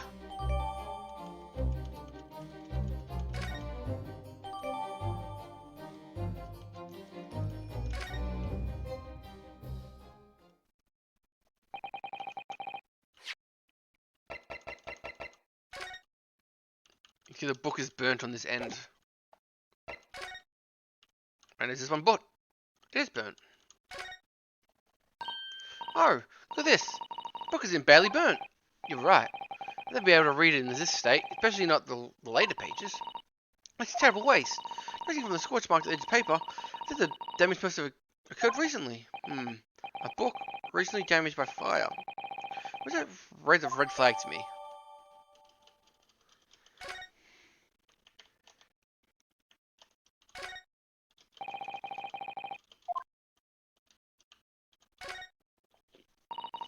Let me see. The book's entitled The Lion's Pride. I'm afraid I don't know any English literature at all. So it wouldn't be something I've heard. Wait a minute. Lion's Pride? That's strange. I think I have heard that book by the name before. Very recently too. It's a title I reckon I've seen, Mr. Naruto. Mr. Naruto. Naruto Uzumaki.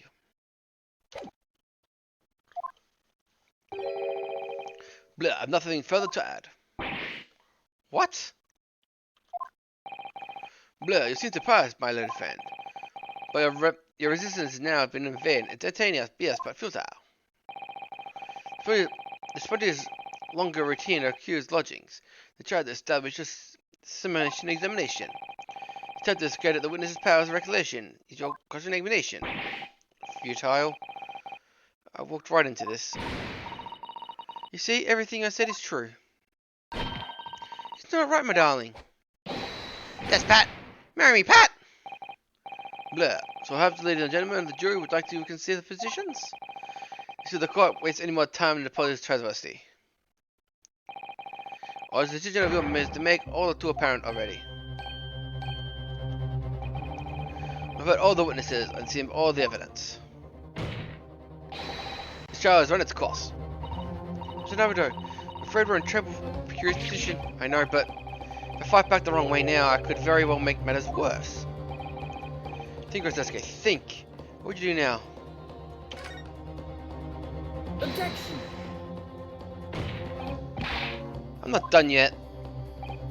Blah. No, you're my little friend. It's over. The last conversation was your final chance to establish a credible defense, and you failed. The die has been cast. There's no more room for debate. Well, I might have a far as you're.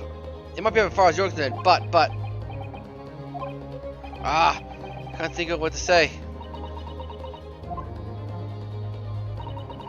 If I may, Lord of Zeke, it seems somewhat brutish to close down the debate at this point.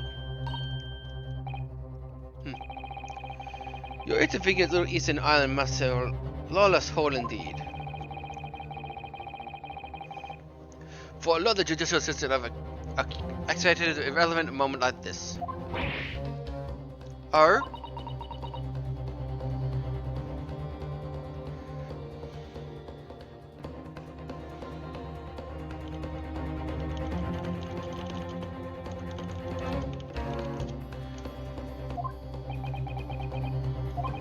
I am, to my shame, still very inexperienced as a lawyer.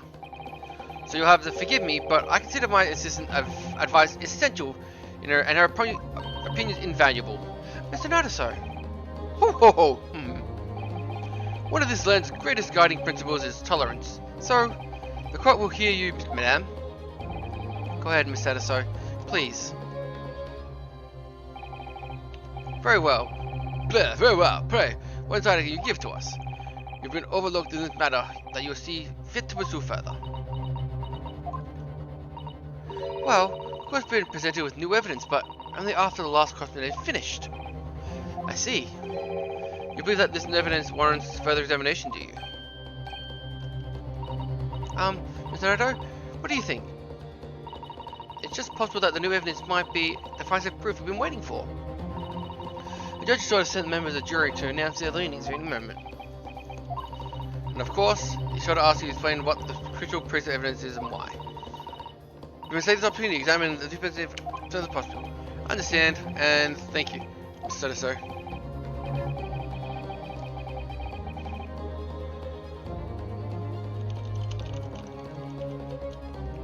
Son, you win for one of us. You can't let it go to waste.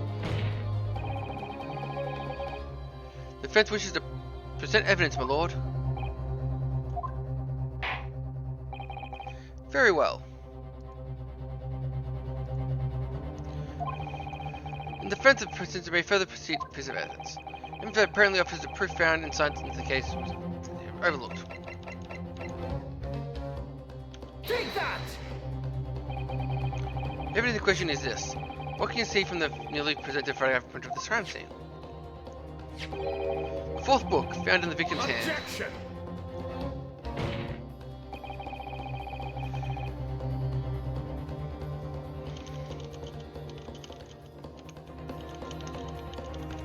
We've already discussed further the fourth book in length.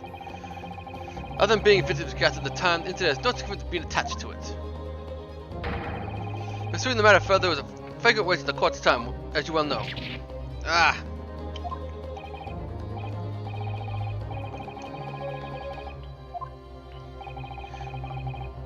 For your opportunity. You the court believe that this evidence in the question is contained I have to undiscovered clue. Oh, just elaborate, counsel. Identify the clue at once. Do you make yourself clear? Oh, yes, my lord. It's Mr. Naruto. I believe the prosecution is trying to avoid the thorough examination of the evidence, which means you may very well be on the right track. Yes, I think you might be right.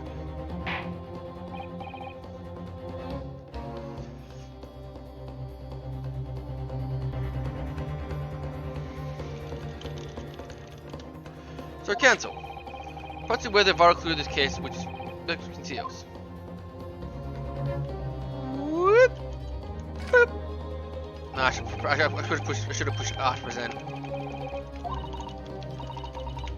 Can't skip this either.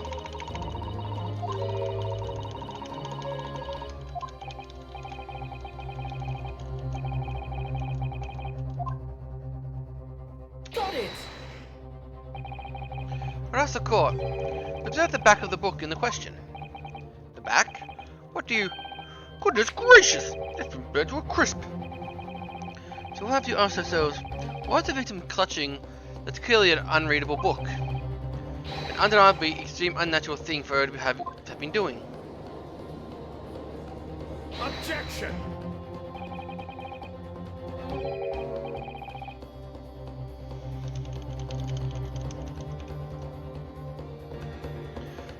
Blah, unnatural, say.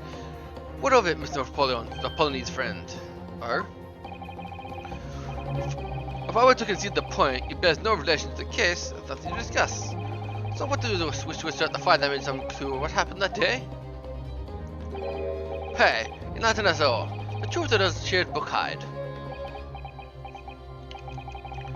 A charred book. There is just one possibility here, which I can't quite bring myself to rule out. An outside chance, maybe, certainly, but it's worth a try. Alright, I'll explain my theory. Oh, don't keep us waiting any longer, counsel. Explain your theory of yours. Why is such a then suffered?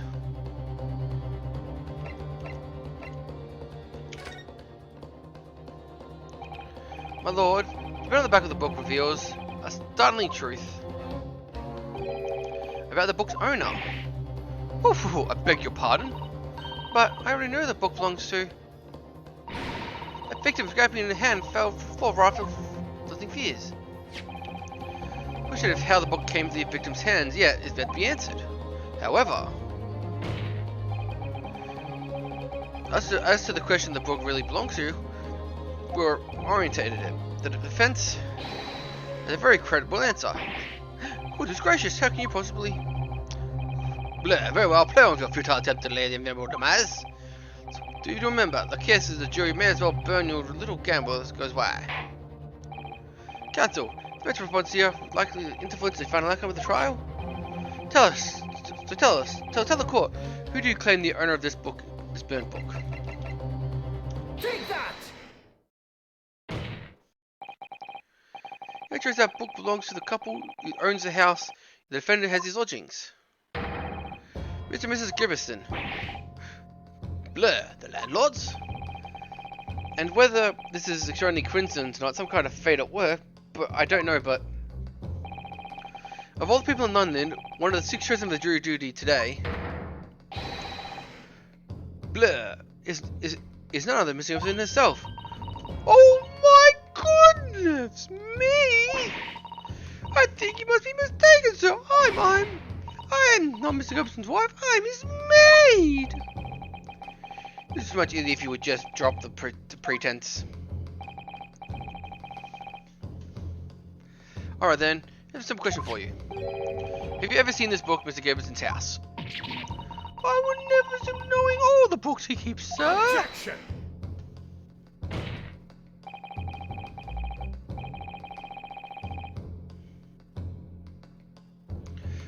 What do you say?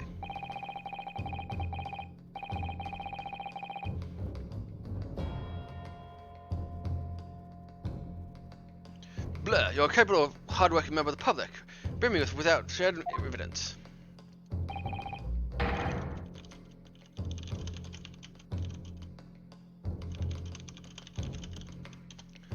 Your actions are unforgivable. This is not mere conjecture. The fence happens to know. On the day in question, it was exactly the same time the victim was stabbed in the pavement below. Another incident was taking place in the room on the top floor of Mr. and Mrs. Gruber's house. Oh, good lord! What was it, Counsel? A fire, my lord.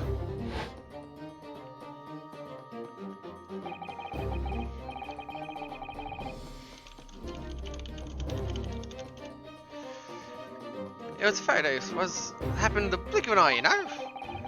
The whole place went up in smoke badly. Takes long for fire to spread, of course. Barely furniture started going off as well. Worst of it, I lost my favourite book called The Lion's Pride. The Lion's Pride? Why, the same title as the Bullets of Debate. Oh, do you mean? Objection!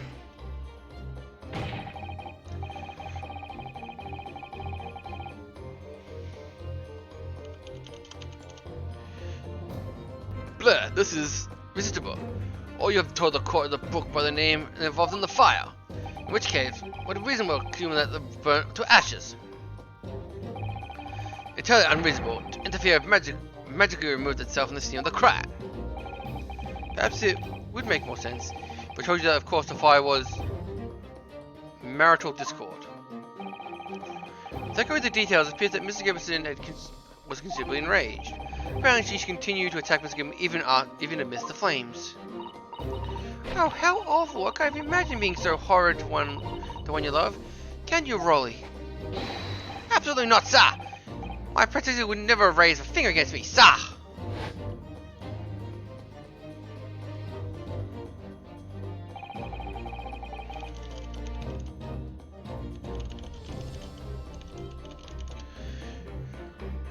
My heart felt books and novels in that case. But as soon as the fires got a hold of them, that was it. Whoosh, up in smoke. Then the wife started hurling things at me. There was, back against the window, under heavy enemy fire. Incendiary books incoming, tenths by the dozen.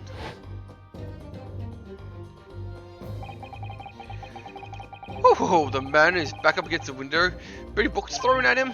My goodness gracious. Are you suggesting books thrown through the window and landed conveniently in the scene of the crime? Objection!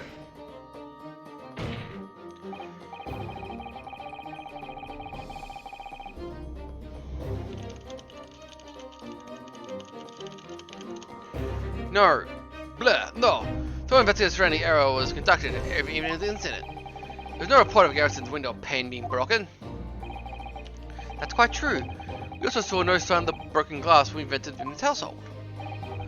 But not convenient what the window was open at the time not even remotely. Let's not forget the season. It's chilling weather. The chilling weather that accompanies it. No London would leave the window open in the middle of winter. Blah.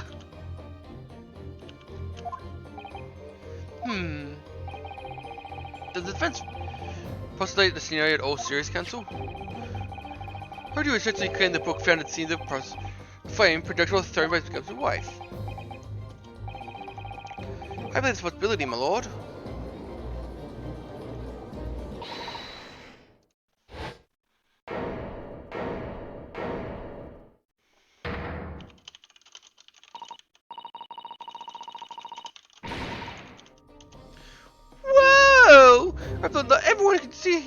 see you for what you are now, you foreign little trickster. You call yourself a lawyer, but you're a coward. I mean, a coward. Really? Claiming that a little stiff, and the whole neighborhood alight. Honestly, implying that a merely posing as a maid for appearance sake. How could you? It's nothing to do with the beastly case. Any of it. All you've done is sully their family's name. No, I assure you that's not my intention. Dragging it upside his name through the mud simply to divert attention from your failing defense. I should box your ears. What should I do? Utterly unforgivable. Too right. Here we go. How long have you sat here now listening to this numpahon spouting fancy foreign theories? But think about it. At the end of the day, the only person who could have possibly stabbed the victim is a little hunchback mustache. He ran away from the scene too. I do, Cliff. You're right. It's true. Yes, what I tell you. Makes sense to me. Oh, sorry. What was that? Well, it would appear that ladies and gentlemen of the jury are once again full in agreement. That's your position, Lord Zeeks.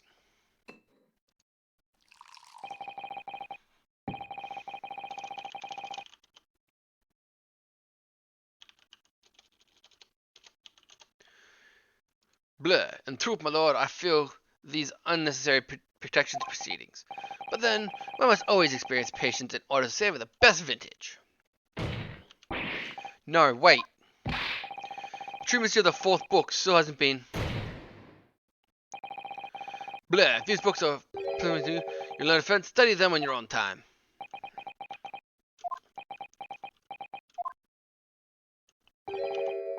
What? No forgiveness is courtesy this time. I guess I do for the jury.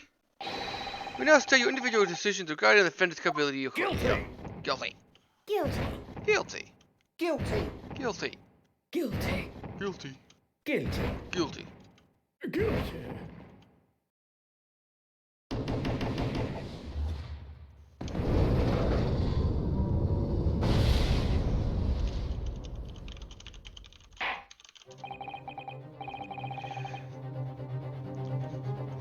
Thank you for your unambiguous response.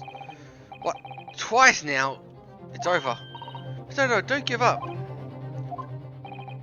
Mr. Sadaso, we have forgotten. The battle isn't over yet. You're not suggesting... Of course, the defense has the right to another examination at this point. You can still convince the jurors to change their minds. You have no other chances. My lord, the defense asks for the exercise its right to submit your explanation. Blair. You believe you still have tricks up your sleeve? I don't intend to trick anybody. I intend to cover the truth. No time to go and downcast. There's a long chance, but I start to say strong and determined.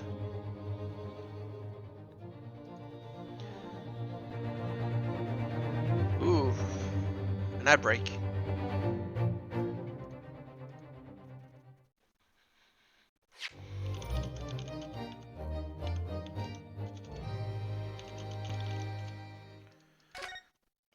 I didn't make any mistakes.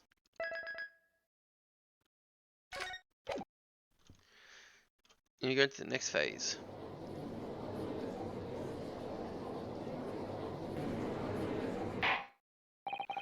I've seen the defense counsel's request for a further summarized examination of the jury. And I have determined that the court must uphold the defense judicial's right to procedure. So, counsel, will you now proceed with your second seminary examination?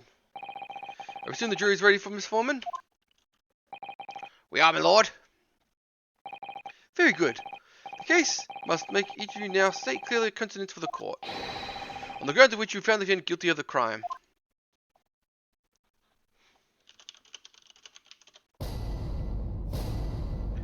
Judicial findings. Accused upon evidence of scene, didn't he? These 3 books of his. If there is some novel alternative explanation about how the victim was stabbed, I might reconsider. Even if the woman was throwing books, it can't be related to the crime that the window was closed, can it? Dearie me, it's only a little book. Hardly a light turning, even was a direct hit. Look, I just got to get this over with. If I don't bring home my pay tonight, it'll be a tiny bit of trouble. Come to think of it, we had a fire at our home a while ago. It gave me the sneezes.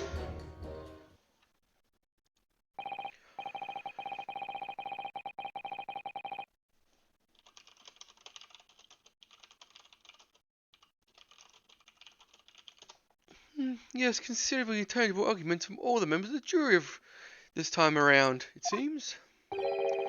With one opposition, of course. Blah. My learned study friend unable to find fault in the previous witness testimony. So the court must accept the fact that indeed the accused is seen fleeing from the scene. And moreover, it costs me £10 every time I do that. No one else was even seen to commit the crime. Well, if the witnesses are correct, it would seem his conclusion somewhat set in stone. I'm afraid to see how it can be argued any further or any other way. I'm afraid during the summation explanation, the potential was established no other tangible explanation of the facts. But how? Nobody can do a tangible explanation here. Blah, isn't obvious? Who stabbed the woman, and how? Those two details are all you need to prove. Simply give us a name and a method in which the attack was conducted. And I think it might be hard. But Mr. Joe, we have to do it, otherwise it really be where the trial ends. Ah, no pressure then.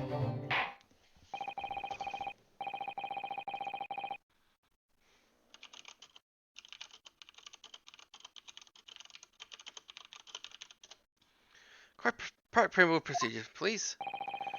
Seem prepared, counsel? Yes, my lord. Alright, okay, find the focus your mind now.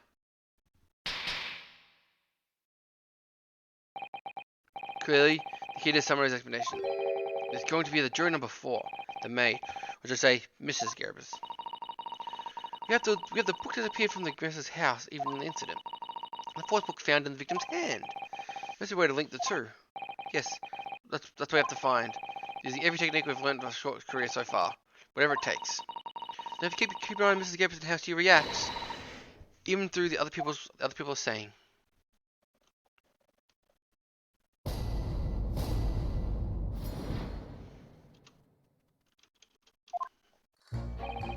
The accused left behind evidence of the scene, didn't he? There's 3 books of his.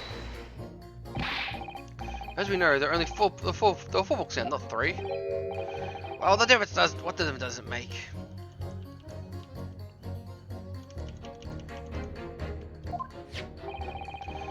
There's no possibility the 4th book belongs to the defendant's landlord. Yes, that's part of the problem with it. Sorry?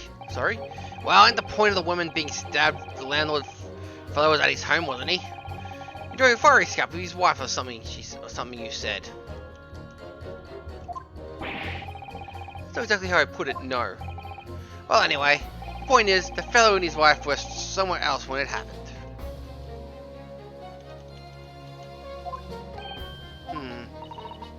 I think that what you call a strong alibi.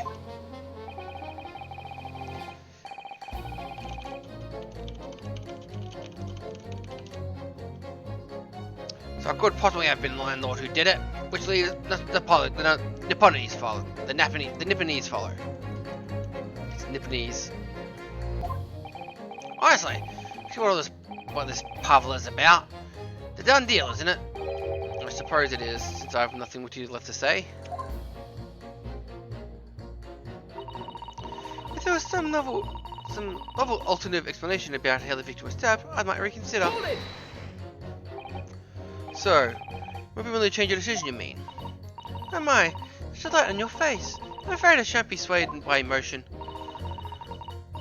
Despite you thinking me, I am a very modern, metropolitan, rational woman. That's great. If one reads the morning paper, all is forgotten by tea time, isn't it? So why read them all in the first place? So you see, modern, metropolitan, rational thinking. When you say... not all extreme. As I see it, the overwhelmingly suspicious Japanese man was implicated in overwhelmingly strong testimony. Despite your 2 minor puzzlements, I declare the man is overwhelmingly guilty. Modern, metropolitan, rational logic. Wouldn't you say? Overwhelmingly. But modern girls always delight to embrace new fads, you know. So I'll be happy to consider an exciting new theory if you come up with one. I'd have to do that too. If only I could. I'd still our very best, not to disappoint the modern metropolitan young lady. Right. Glad you admitted the rational there.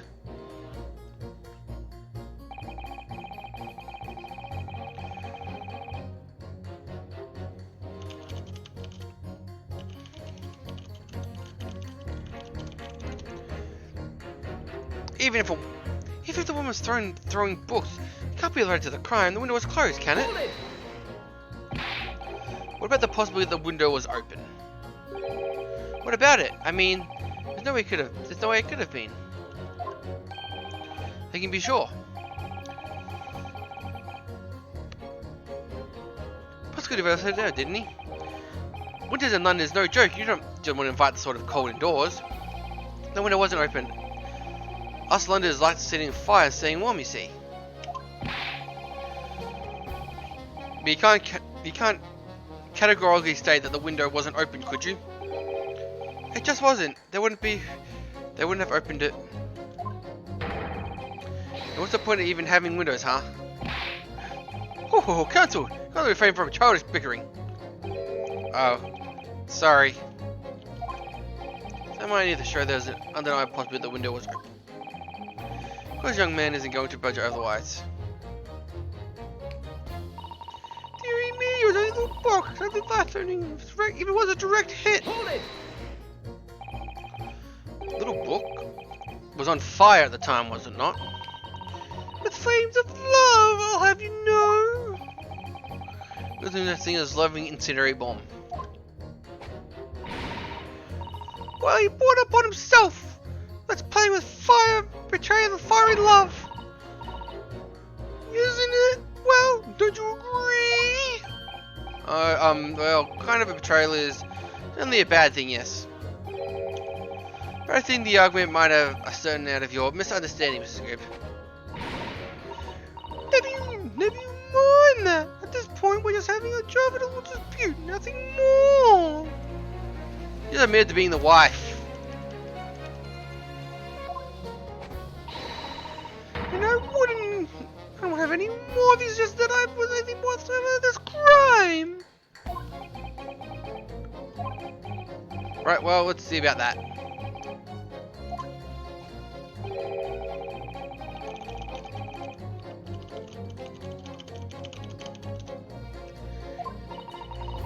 It's almost as if he's used to it. You know what a gentle soul he is. Look, I don't want to get this over with. I don't bring my home tonight. It's a bit of trouble. Hold it! You want to get this over with? How can you sit there and say something like that? An immense future's at stake here. Well, both him and me both, like I said before. What? I told you already. I'm a day labourer, aren't I? If I don't bring home the Randys for me tonight, you'll find me floating face down in the Thames tomorrow morning. What? You heard me. The missus isn't one to mess about, you know. She can be fierce, believe me. Another shining example of marital bliss then. Just only this cope with another day, wasn't it? Well, you know, funny that I can't quite remember. Sorry? I was too frightened that, like, I must have blacked out. Helpful. I wonder if it's really ever been dragged into the Thames by a scarf. I don't even go there, Mr. Sadaso. Must be somewhere to jogging his memory about this. Come to think of it, that's why I was home. Look. Come to think of it. Hold it! Does that mean you do with your decision about different capabilities of course case? Sorry, what? You ought to speak up, my lad. Just more about the fire. It was that winter. My grandchild baked me a lovely cake on my birthday. Had 75 candles on it on top of it, did. And so as behold. Put candles on a cake? It's kind of devil worship. Oh, of course not. It's an angel cake. It's my birthday, obviously. It's a common custom here in Great Britain, so no better. Anyway, I mustered all of my puff to blow them out. I must have blown the wrong somehow. The flames didn't go out, and it went flying all over the room. Pressure caught fire, everything went up, the whole place filled with smoke. Definitely sounds like there was smoke by the window. By sneeze, I presume you mean a cold, but how did you catch it from fire? But the fiasco was, the grandchildren blessed them, threw the water over they tried to put out the flames. And then because the whole room was filled up with smoke, of course, you had to open all the windows to clear it. The windows? Biting air winter air rushed over me like a devil, dancing like a gravy did. I got a terrible cold from it. Put me in the hospital for a while, but I won't forget the birthday in a hurry. I knew it was a test all along.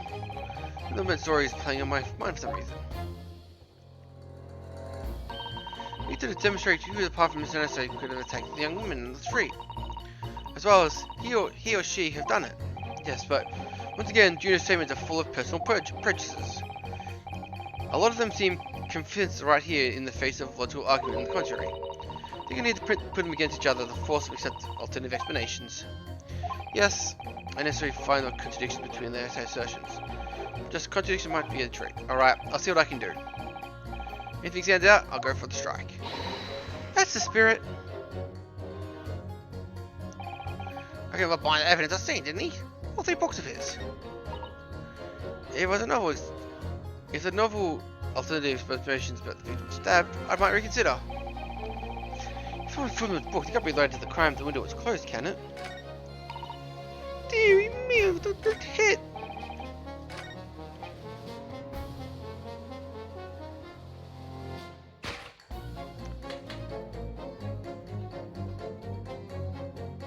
Objection! These two Joe's statements clearly contradict each other. Oh, what do you mean exactly, Hansel? Don't point at me again, I told you it wasn't me. What's that you say? Speak up, lad. Speak up. You're number 3, do you see? Oh, me. What is it? What's sir? Dear Drew number 6 is account of birthday celebrations last year. See, despite being a Londoner, he once opened his windows in the middle of winter. Oh yes, of course, because of his emergency. I mean, obviously, it was filled with smoke from the fire. You mad not to open the... Oh! Exactly. On the day in question, the time of the incident, there was a fire in Mr. Gibson's household. Mr. Gibson had had the following to say about it. The whole place filled with smoke. Oh my. Excuse me. Number 4, do you have something to say about that? Jesus Christ, you're going to town on that tea. Mrs. Greb. Oh, dearie me! What is the meaning of this? How dare you imply that I'm hiding something who I really am? It's imperative that you confirm something for the court. So please, tell drop the pretense now. What is it? When the fire set your house on fire that day, did you or your husband open the window? Well, I beg your pardon. What are you insinuating? The room would have been thick with smoke after the carpet and bookcase caught fire. They did. In a situation like that, it's inconceivable that you wouldn't have opened the window. And what if we did? Oh, all right then. Yes, you were right. Husband frankly tried to open the window. Well, it's kind of been easy since I can do. He's just to deserve book battering. You ever thought your house was on fire? Oh, I never stop throwing until the anger subsides. It would be terribly bad for the nurse to do otherwise. Of course, I should have realized. That's a silly problem, I know. Your marriage established the window was open. We simply have added to Mr. Gibbs's formal statement. They mention it. The window was open at the time. I'd clearly forgotten, but it's true.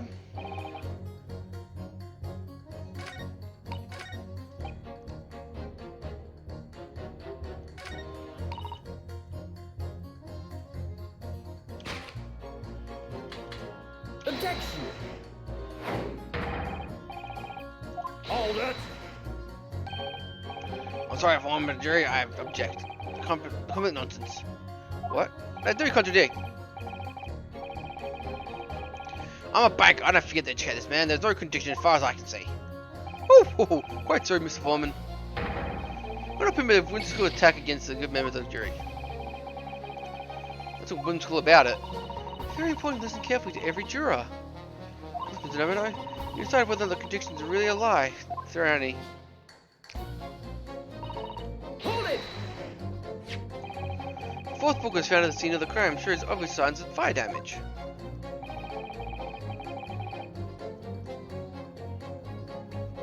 Title of the book, The Lion's Pride. The same title, in fact, as the book that Mr. Gerberton told me he had been reading. All I really could say. On the day in question, did you not throw it at your husband? The copy of The Lion's Pride they'd been reading. I did. It was the first thing I could lay my hands on, so I had it straight at him. I come to mention it, yes. He was rather enjoying reading it, you're right. Why did you not reveal this information to the court from the outset? Because I couldn't, you innocent little man. I didn't remember. At times like that, you pick up for whatever you can lay your hands on, you know. I really don't. I barely noticed I was on your book. Much less the title of it. Excuse me. What was that, juror number 5? You know something? Well, I just remember what it was. The memory that I blocked out. Ah? I was listening to what the granny was saying and I brought it flooding back. Granny, you cheeky little devil! I am Miss Giverson's older maid, I'll have you know. Man doesn't even flinch. He does not, because he's used to being hit all the time. It was 2 weeks ago now. I just got back from home after work, like, putting my hand in my pocket before wages, I just earned the day, and I nearly died. There was a hole. Every last penny had dropped out. Oh dear. What a disaster. You haven't heard the half of it, my boy. Oh? My wife cutting up some chicken at the time. I couldn't hardly get the words out. I was holding it straight. I lost the day's wages, love. Next thing I knew, the blade was twisting past my ear. Stuck in the wall next to me, it did. About an inch deep. No words, just terror. I could smell it then, you know. God-awful stench of the Thames. I wasn't sure I was going to end up face down the mud back in that night, I could tell you. Now, that was a real disaster, isn't it? I'll never use the word lightly again. Anyway, the point I'm trying to make is this. When a liver's in their rag, they throw anything they like, anything, knives, hatchets, hammers, you name it. No, you must think of all women who are short-tempered and undefined. No, I wasn't thinking that. Throwing household objects at people, well, so uncivilized. Others attack with honor by using blows like using blows or the like. What? Attack? Who are you going to attack? Never mind. Anyway, this man's word would rather be specific, you think? Alright, let's come back to the borrow and everything later, if I dare. Woman rage hurls almost anything like it. Kitchen knife really brought.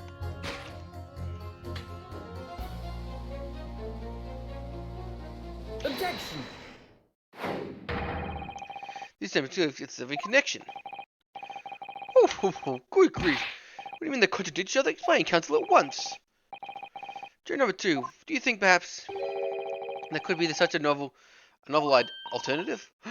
Oh my, what do you mean? I told of explanation to how the victim was stabbed in the back. What are you talking about? We've demonstrated that the fourth book, The Lion's Pride, was found at the scene of the crime, oriented from Mr. Gibbs' room, the top floor of his house. Therefore, it's quite easily possible that some other objects besides the book could have found its way from the Gibbs' household into the street below. What's that now?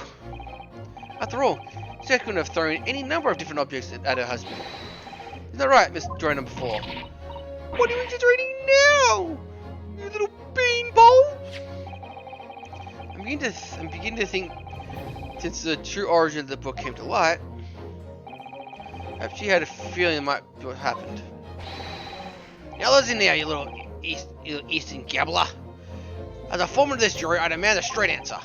You give us a yarn about other objects making your way out of the house, but what? What was it? I think they'll take a big gamble here, but the board accusation to make, but I haven't had any real evidence to back it up. But I'm certain that at very least this warrants further investigation. Alright, Mr. Foreman, try to explain the defense's theory. Aldrich was found away from the road to crime was. Take that! You're number 4, Mrs. Greb. What now? I must apologize in advance for this. But I need you to confirm something else for the court. This knife. Have you ever seen this knife before? Oh! Good Lord, what are you doing? The weapon is the lodged in the back, man. My lord, remember when the victim was attacked? Mrs. McGrath were in a throes of an argument. Mr. Grabs was hurling things that could hear the husband who was backed up against the window.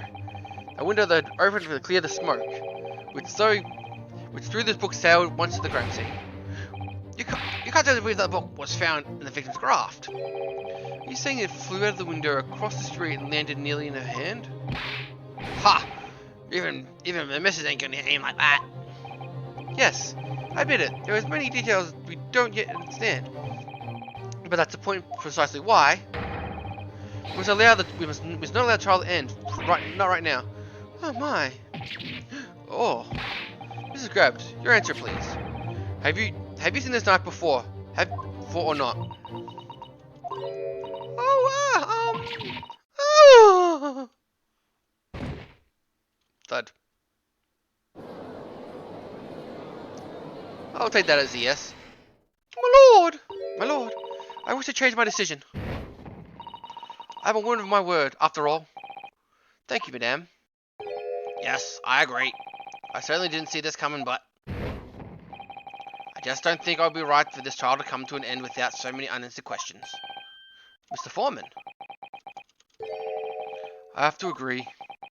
Not that I think the granny did it, but mine, but... Yes, you know what? I'm not quite happy with this moment either. All together now, ladies and gents.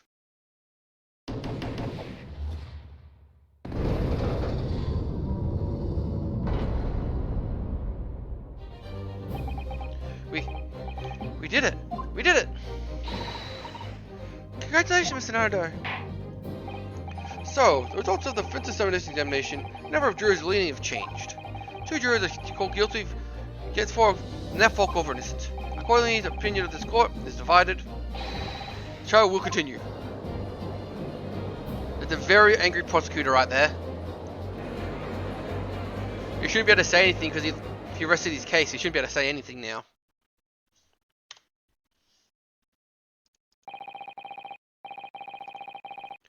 Now then, Lord Zikin, how does the prosecution wish to proceed?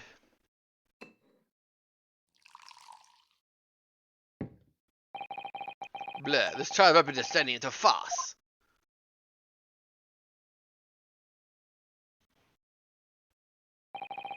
Like a corked wine, the first few sips are bitter enough. Will you stop doing that to my tent lamps? But what follows is repugnant. Good for nothing save a guddock. Why my lord Zeke? The defense has just now put forward a credible alternative explanation to what happened. Credible? Blah, credible? Is your considered opinion, Mr. Foreman? The defense's argument is a joke which I barely know how to respond, but let's start by insisting that you must offer marriage yourself better with the relative positions of the places discussing. What do you mean by that? What do you mean by that? What's the angel this time? Should really be more apparent.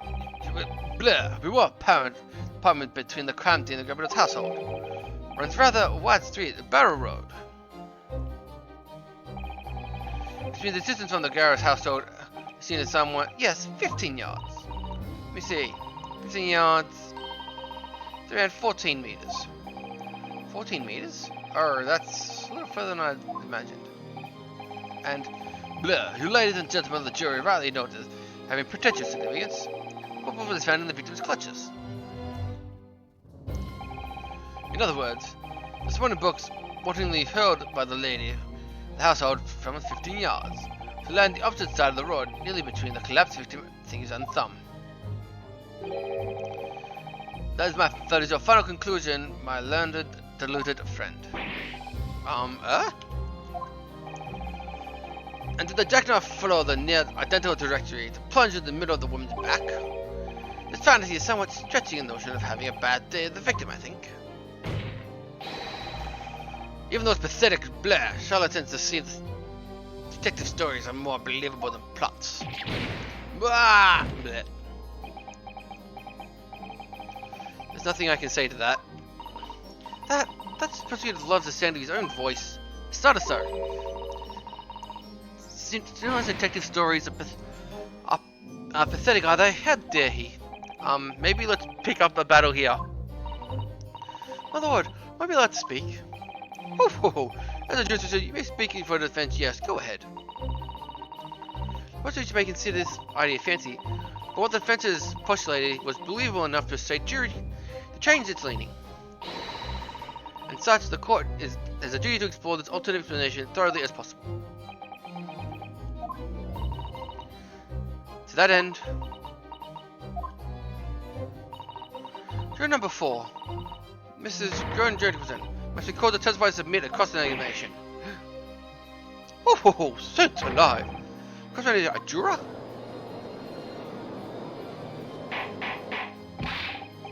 Order! Well, this is highly irregular. It's unpredictable member of the jury to be summoned to the witness stand. Objection!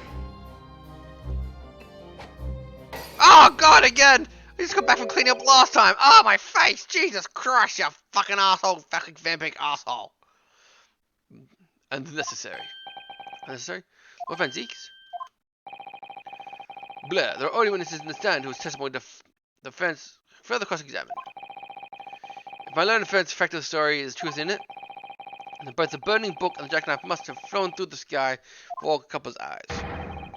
We must assume that Blair, and we must assume they'll be able to testify accordingly. Oh, what do you say, witnesses?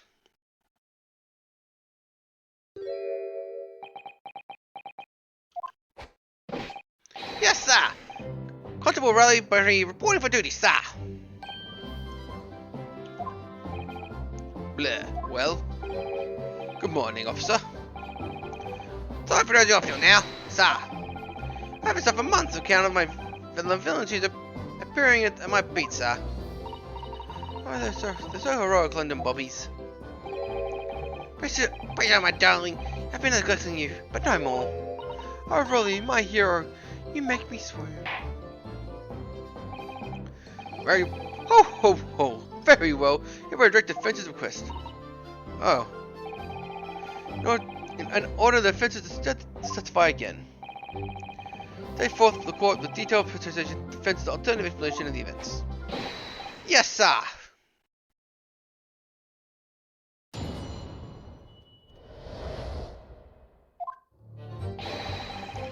This guy's enough more, Mr. Gibson. Believe me, Bobby is good for his word. You see, sir, we're on the top floor of the Gilbert's Place is top hinged casements. Obviously, if anything had been thrown out the window, we would have seen it. I believe the scene got far. I let the scene go fetch to help my trusty Rolly would make sure nothing was disturbed. And it might off the crime team for a moment, sir. Nothing strange to report from the front, sir.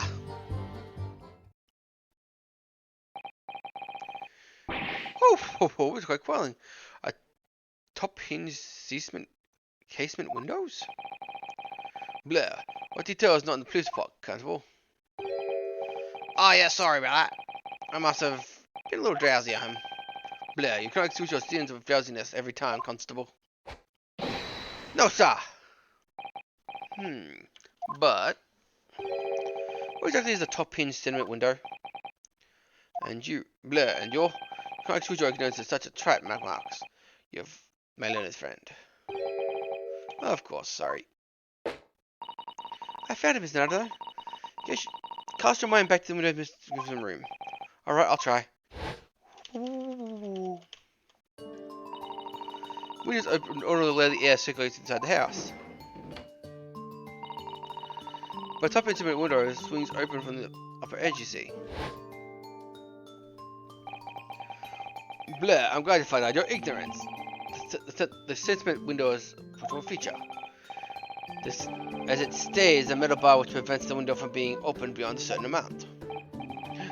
If it's being opened, that's new to me. Absolutely correct, sir. In other words, if the book on the knife or the leaf had been thrown through the window, it would have clattered against the pane and fallen straight down to the pavement below. No! Blair, you see the problem then? Good. Your education in the window is complete. There has never been any possibility for either book or the knife to travel 15 yards over the road. That is, unless the window pane has been shattered. Something we've discounted already. That can't be Blair. You see that, Riley? The young gentleman just collapsed in agony. Yes. Oh, yes, my darling. I saw her. I saw how it crumbled before me. Oh, Riley, you're so strong. How is this happening? I haven't even started cross-examination yet, and there were already arguments have been destroyed. Counsel, you drag yourself upright again. You've got to wait your cross-examination. My lord. Oh god, another situation.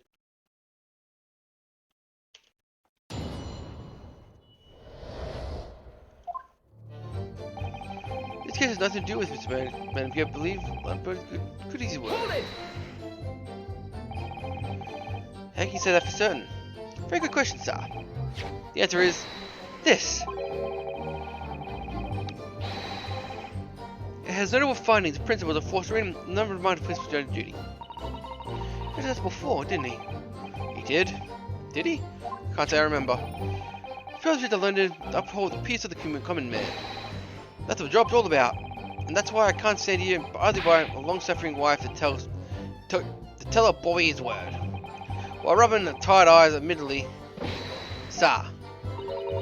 Oh, Rolly, you're so manly. Of course I am, my darling Precisa. Oh, Petisa. Oh, Rolly. No, none of this is what I meant. I meant, how can you stay certain that the case has nothing to do with... Oh, I see, sir. Well, you might have said earlier, sir. Yes, well, could you answer the question? What a waste of time, then. Absolutely, sir. I'll answer the fullest of my ability, sir. There's a surprising reason why Mr. Gabberson meant to compute the case. Before I go on to that, sir, just one thing. Yes? I would like you and all your countrymen to understand that the Great Britain inspiration of Scotland Yard. I hope you make it back. I'll take you back some tales of us London bobbies uphold the guiding principles. I wasn't planning on going back just yet. I've only just arrived here. So then, sir, I'm happy to lend you my warrant card for personal. Last one, you won't be able to get through it though without shedding a few tears. Thank you. I'll try. Haha, new evidence.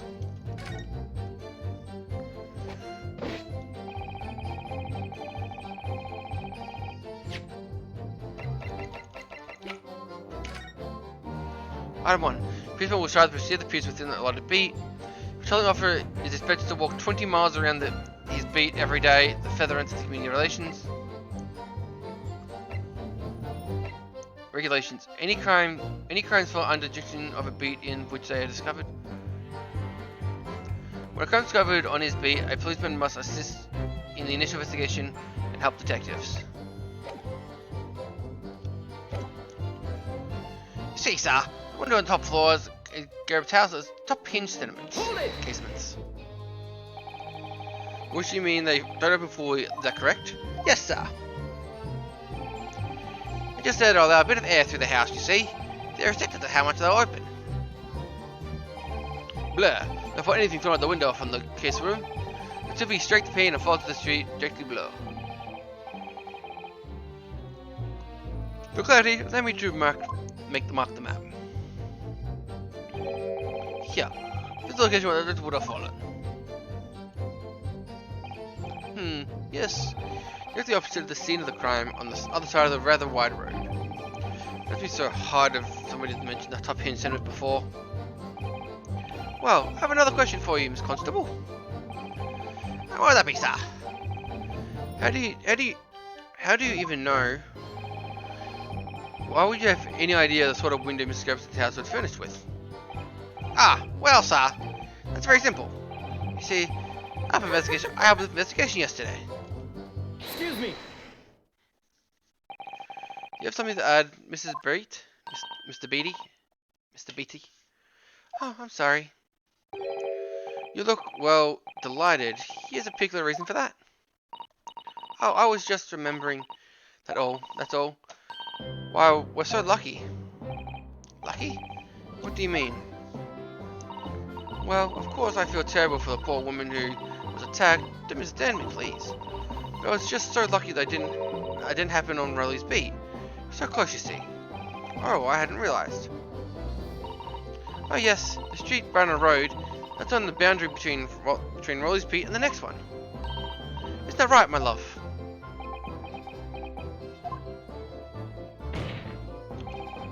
Constable Beat. Oh, yes, that's right. The reason why I was helping out with the interview, the occupant of the Gibbons household yesterday. The house is on my beat, you see, sir. That's really cutting close then. Constable, I wonder, could you clarify something? If the Gibbons household is on your beat, does that mean the pavement next to it as well? Outside Gumson's house? Yes, ma'am. The pavement that's on that side of the road is part of my beat. I see. I was unaware of that. I just think the women being attacked just on the other side of the road, we would have never been able to go for the meal to celebrate the wedding anniversary. But that's the life of Bobby after all. Ho ho ho! Extraordinary people and their Bobbies, tirelessly working for the benefit of all Londoners. You know what I think? I think it was a good Lord's way of rewarding my Rolly for all his hard work.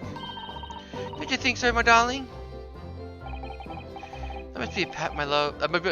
Must be it. I think perhaps we should make sure we have information officially on the record. Leave it to me, Naruto. Take care of it immediately.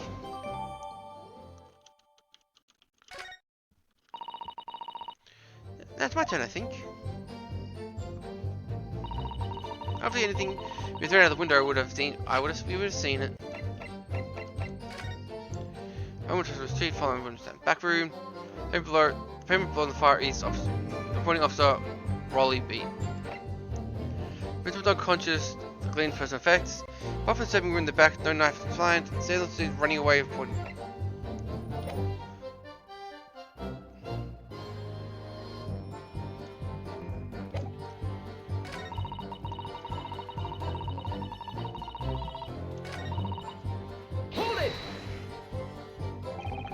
According to your notes, you said the sun had gone down already in the dark.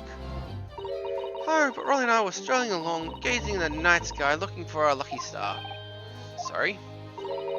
The star which guides us to eternal happiness. Can I guide you to the answer to the question? If a flaming block had cut across the sky in front of us, it would have lit up like a shooting star. If I'd seen a shooting star, I would have made a wish upon it. Let Rolly be an inspector. That's what I've said 3 times at least. Of course, that was the smog and everything, we couldn't have actually really seen any stars. Blur. In short, you are trying to say you neither saw the book nor a knife across the sky before you. Yes, sir. That's correct, sir. As the night sky in London is starless now. It really seems like they're telling the truth. As I saw the poor woman fall to the ground, I ran straight over to help her. I did leave the scene to go fetch help, but my truly rollers make sure nothing else was disturbed. It seems like you went to the nearby police box to fetch another officer, is that right? That's right, yes. Had to be on, if it had been on Rolly's beat, I would have known exactly where it was going, of course. Don't feel bad, my love. I can't expect you to know the location of every police pocket, even every beat. Rolly told me the way, only sort of got a little lost on the way. Petition my darling, why I love you, you're so terrible sense. Why I love your terrible sense of direction. It's bewitching to me. Oh, Pat. Oh, Rolly. Oh, please. So I suppose I've gone for a bit, 15 minutes. Like I said, my Rolly was at the scene the whole time, making sure nothing was disturbed. I was off duty at the time, of course, but true Bobby's dog is never really off duty, sir. I didn't take my eyes off the crime scene even for a moment. Nothing, sir. Strange report in front, sir. Hold it! Nothing to report? That's correct, sir. My eyes were wide open the entire time. Neither would look away for a second. No one else approached the scene. Nothing else was removed from it. I can swear to that, my lord. On the yard, sir. Really? That seems a little bit strange. I beg your pardon. Strange, sir, Pardon, sir. Strange, sir. Seems altogether regular to me. Spoke Chris at Learn's Pride was originally in the Grabber's household. The question remains, how did it find its way into the hand of the victim? Can you shed a light on that? Seeing you were at the scene of the crime the entire time? Aha! Could be a different copy, sir. Just one happened to be burnt as well. If it was possible, why would the victim have grasping a book that was in her hand? You can certainly find the photographic print here. She had a bag over her shoulder. Well, sir, were the books in those hands from the moment you arrived at the scene? Is that so? There's something about this statement that's not sitting right with me. Two mysteries of the knife ended up in her back and how the book ended up in her hand. What is the common thread between them? Can I ask you something? Please, Mr. Lawyer, sir? Oh, yes, of course, what is it? You're Danius, aren't you? I can tell. What? Ultimately, I mean, what is she doing? Please, just because I'm a woman doesn't mean make my testimony less valuable. You might just see the wife of a policeman, but I'm a woman, my word I am. I really don't remember ever sensing the doubt in you. No excuses, I won't hear it. My voice will be heard. My lord, you will let me speak, won't you? Ho ho ho. Yes, Miss Bleed, I'll allow you to supplement your testimony if you so desire. Sometimes the path of the least resistant is the sage one. A very loud mutter. I heard that! Whatever these men think police-wise would count for nothing, does it? Well, watch out, sir. I might let you get away with something like that, but not Rolly. Duly noted, Mrs.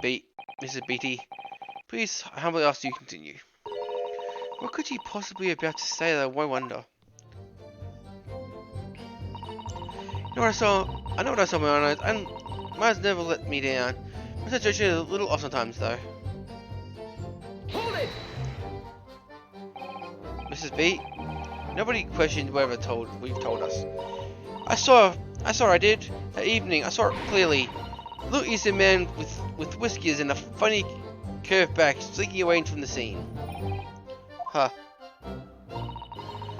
And I know I didn't see you as well. I didn't see any flaming books or knives flying through the sky. All very clear. You also mentioned something about having a poor sense of direction? Oh yes, well, a little embarrassing really. I ended up in the wrong place when I made agreements with Rolly.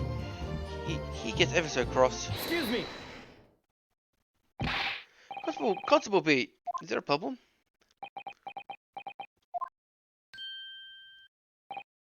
No sir, no problem sir. Did your wife remark just now bring something to mind perhaps? Oh well, in a way sir, yes sir. I was just remembering that time that thing happened in that evening, that's all. You mean Mrs. Beat lost her way on the night of the incident? Well, you see, I sent her off to find a police box in the next to the beat over from mine. She got really. She'd gone a fair bit longer than I thought she was expecting. I thought you'd be back in 10 minutes. My darling, you'd gone for 15. Oh, Rolly, you're such a tease. But the reason I got lost because of the banquets, because of the bouquet, silly. The bouquet? Sorry? What bouquet are you talking about? Oh, the present of our wedding anniversary. Well, it was so romantic. He saved up the fair things, my pennies are found in the gutter while doing his rounds. Yes, how romantic. I thought all about it until just now. How'd you, my darling? Ah! Oh, yes. But that's just between us. Not to talk about anyone else, darling. You have promised. Oh, really? Oh. What was that all about? Constable Beat looked very obviously troubled during that exchange. I'm afraid I can't offer any stuff with information on it, though. I'm quite sure of one thing we have to ask Mrs. Beat about the bouquet. Mrs. Beat, this bouquet you just mentioned, did you like any details about to a testimony, please? Oh, really? Yes, I'd love to. Blah. Blah. Hey, little Mac, welcome back again. What happened was I dropped my bouquet and ended up losing my way for a little while. You mean you dropped the bouquet at the scene of the crime? Yes, that's right. I was so upset. When I ran over, I saw the woman laying with a knife in her back. I was shocked. I dropped the bouquet Rolly gave me. I was in a dark spot. The streetlights weren't casting any light, so I didn't notice at first. Welcome back. How's your morning going? And then you went to the police box and reported to the policeman who was on the beat was on. Yes, I came back to the scene together with the other constable. You see, that's when I spotted my bouquet again. The funny thing was, when I went to pick it up, there was nowhere near the victim's body at all. In case you need to remind me, Mr. Beat, the victim was not deceased. I was all flustered for a moment before I heard a voice calling me from the side of the road. Your husband, presumably. That's right. Silly me. I've gone over to the wrong side of the street. Although, I'm not going to blame the bouquet this time. I can't think how I got there. I really can't. The objective somehow moved one side of the... It would take me from one side of the street to the other opposite side. Curious indeed. Isn't it? But the worst of it is, I forgot to pick up the bouquet again, and left it at the scene. That beautiful rose Broly bought me with the change I got from the gutter I spent all long collecting. Blah. By bouquet, do you perhaps mean this solitary rose? Oh, yes, that's it.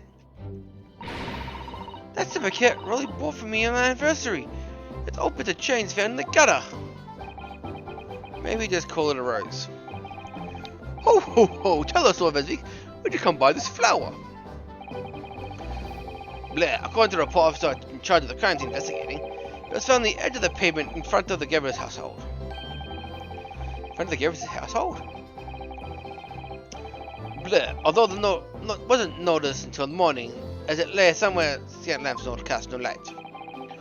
We believe there have no evidence of the case since it was found opposite the side of the therefore. Oh, thank you, sir, thank you. Can I have a napkin back now, please? Ho ho ho! No, for good measure, it would be added to the court record as evidence. Oh.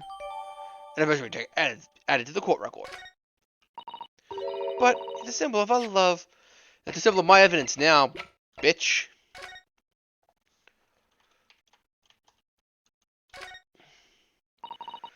An English rose, such a beautiful flower. Ah, this rose, is it? I think I've seen it before. Do not take interest in Fabner? I wouldn't say that exactly. But I know there are 3 types at least. Gosh, 3? Yes. Plum blossom, peach blossom, and cherry blossom. Perhaps you should consider branching out when there aren't fruit trees based examples. Anything else on this? English rose. Oh, no.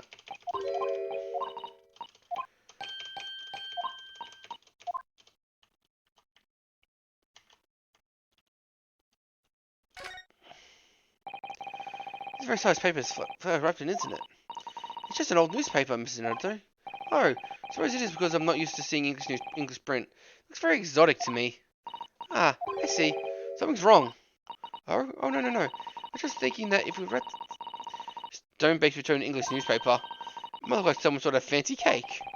Ah, said her son. You do love your cakes. Okay, I don't think there's... Is there anything else hidden on the rose? I don't believe so. A picture of Rose, baked from her husband, really shocked seeing that victim. They dropped the rose where she stood.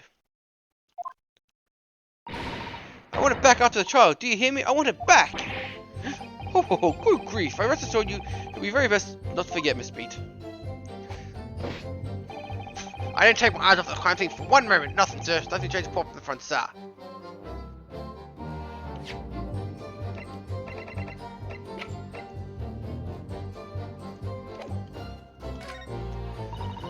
I dropped my bouquet and ended up losing my way for a while. I didn't leave the scene of the crime to fetch help, but just we've always made sure nothing happened. Obviously, if anything was thrown out the window, I would have seen it. You see, sir, the roof on the top floor.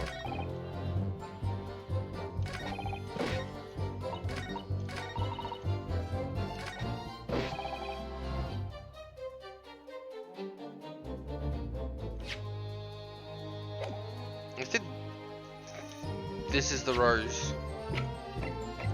Objection. Ah, got it. I'm correct. You claim the constable beat had nothing with the report 15 minutes or so regarding the scene. That cannot be. What do you mean? What do you mean to say?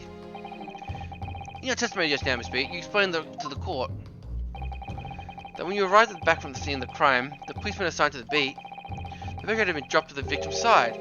There was no longer anywhere nearby. Objection. Yes, on the opposite side of the Old Road where the victim was attacked.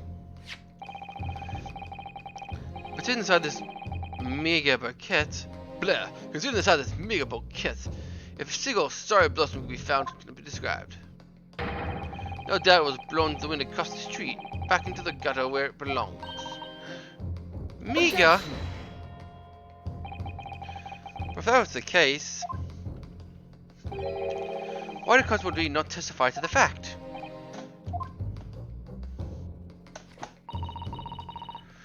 No one else approached the scene, nothing was removed from it. Constable Bree swore on the Scotland Yard's honour. The proof belonged to me, it had nothing to do with the case. That's why Roland didn't mention it, I'm sure. No, because sadly that's not only your bouquet we're talking about here.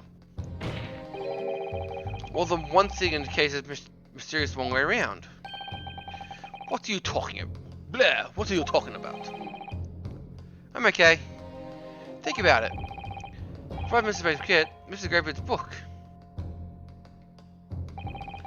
You guys' copy of Lion's Pride was thrown out the window by his wife. Would have been struck with the pain of cement across the window landed here on the west side of the street. And yet, it was actually found here on the opposite side of the street, in the victim's hand. Meanwhile, according to testimonies we heard, Miss Bouquet should have been dropped here at the scene of the crime on the east side of the street. But in fact,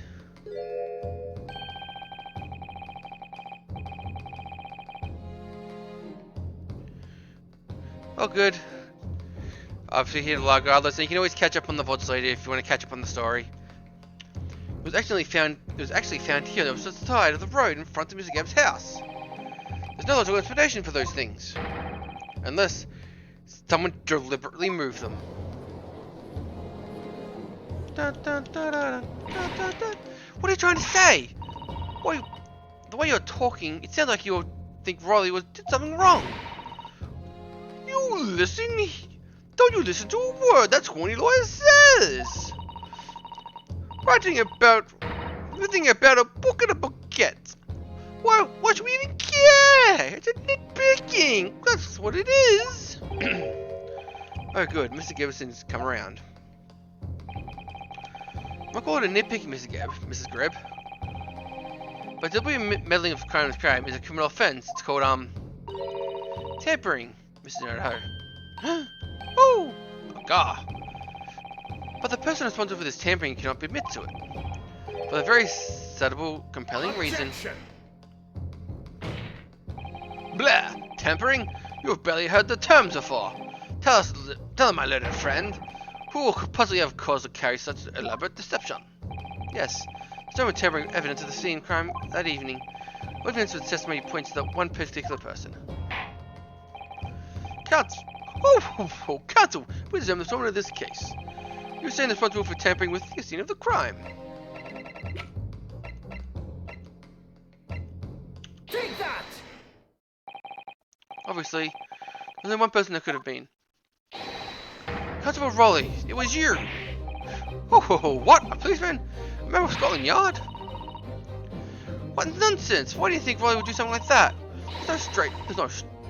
No one's straighter than my husband. No Bobby works tirelessly for people of London. Mrs. B, you said your testimony that your husband asked you to go to nearby police box to fetch the police officer on duty. 15 minutes absent for the scene. The only opportunity anyone's going to tamper with it. You're making up. It's all nonsense. It's all lies. What about the Japanese man with the whiskers? I bet he did. He did it. No, true. Cosby would have seen him do it. Oh.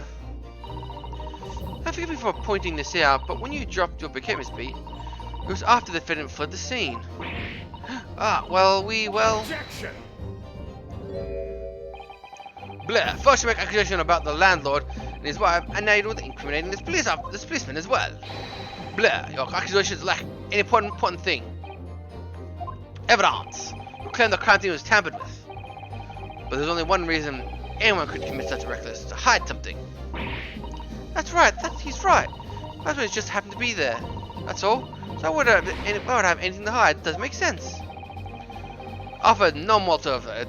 It's alleged tampering. And until you do, the accusation must nothing be empty threats.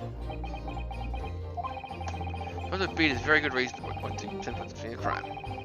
My key to the entire affair. No, little Mac, I'm always here, so I'm okay to do it. So, have you managed to solve this mystery? Counsel! It's a serious accusation against the London police officer.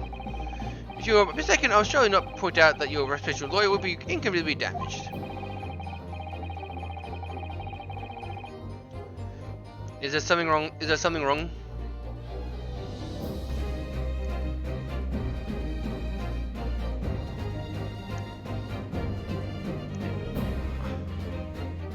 Is there something wrong with Mac? I can't see anything wrong.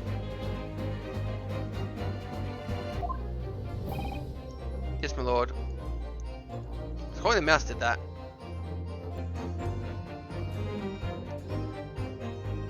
If there's something wrong for life, you can let me know, little Mac.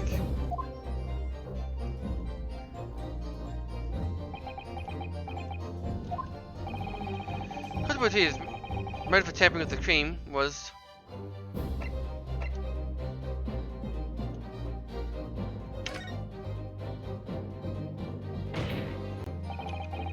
Where the victim fell to the ground. That's what the body had to cover up at all costs. Blah, what? Where the victim fell? You mean where she was attacked? What are you talking about? I told you at the very start, didn't we? On the payment bill of road, we saw it happen, remember? Right here. If anyone didn't know already, that's something everyone would have been led to believe. In fact, it's very dangerous after all. Linkley and the usual people aren't around. They seem to be busy tonight. But all good, they'll catch up on the VODs. I begin to wonder whether tomorrow's trial will end, counsel. Blah. Should it be stopping? I'm not having any interruptions. Hasn't dropped any frames and everything's going good.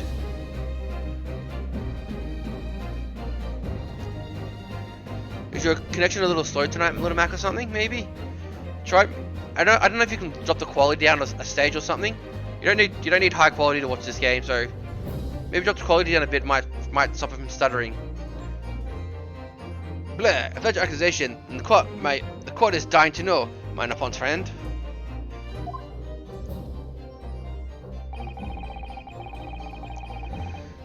Where are the proposing the crime actually took place this evening? Take that! But that's the opposite side of the road. I don't understand. On the evening in question, Sarah's book fell directly down from the open window above. Never moved at all. It's something that what did move the crime scene itself?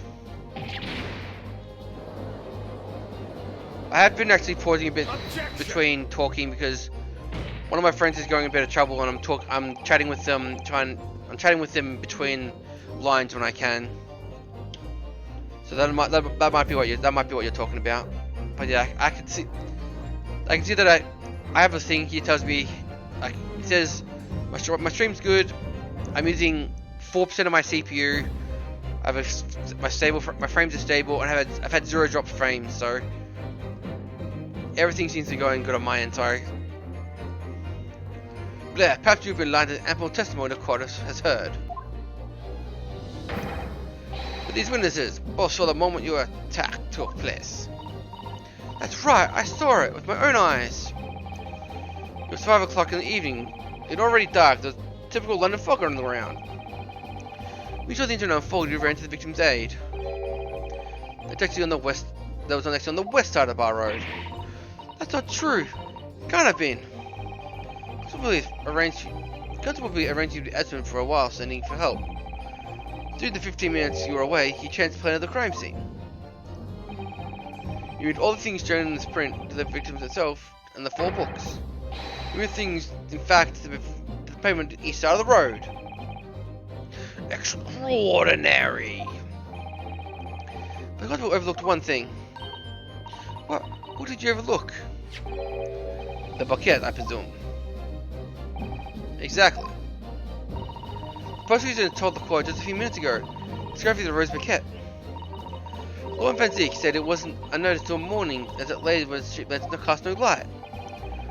Oh, yes, you can see in the dark, obviously. Which is why only the bouquet that was found in the original position on the pavement on the west side of the bar road. And that's the defense theory of what really happened in the evening. How do you respond, Constable Bertley?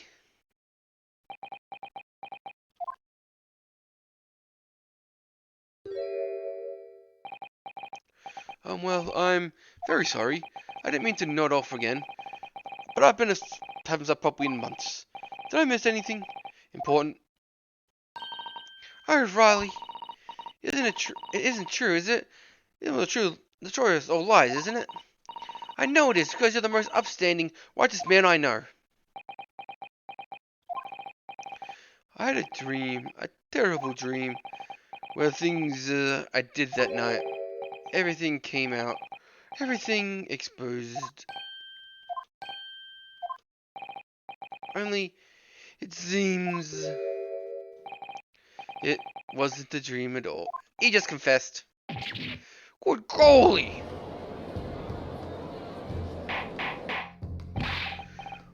Ho! Order! What is going on in the meaning of this? Oh, Riley, why? Why'd you do something like this? Moving a corpse is a criminal offense, isn't it? Wishing the victim's dead shouldn't be one. Constable, explain yourself. Why would you do this? As a respected member of Scotland Yard, your duty is to protect the good people of London town. I can't say, sir. What? I really ever am sorry, but all this is for damaging the yard's reputation, for everything. I have a possible explanation for why the prisoner making the evening felt compelled to move the scene of the crime. I can't think of one. What? How could you possibly know? You're a foreigner pursuing and understand the mind of a colonial policeman. And yet, Lord Stik, this foreigner has uncovered the startling truth in the matter from far. Blah. Ho, I believe it would be beneficial for the court to hear the extraordinary young lawyer's theory. Counsel of defense, do you please? Yes, my lord. Now then, please better show us the evidence. At once.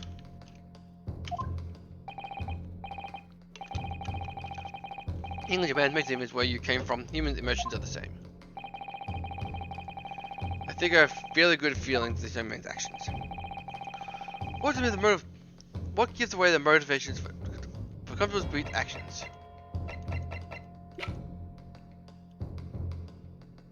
Take that! I realize I'm a foreigner in this land, yet I've only arrived from Japan, which is why information about London's so-called bobbies is completely new to me. I've learnt that through honourable patrolling the beat is most demanding work in the world, for example. Keeping the peace, looking after the citizens of the beat, in all kinds of ways. There's no doubt the young Bobby was charged with a great deal of each day, certainly. But for Constable Beat, the day in question was special. Special? How so? On account of this bouquet, my lord. Oh yes, that was the first wedding anniversary. Constable Beat worked hard to be able to afford the simple gifts for his wife. And so looking forward to taking her out for a celebratory meal, when Mr. Beat stumbled upon the crime scene along the bar road. He saw the tragic figure through the fog collapse the pavement ahead of them.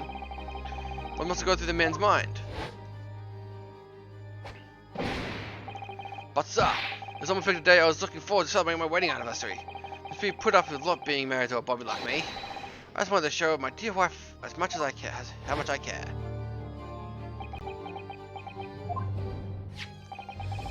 This warrant card Constable offered me lends me earlier.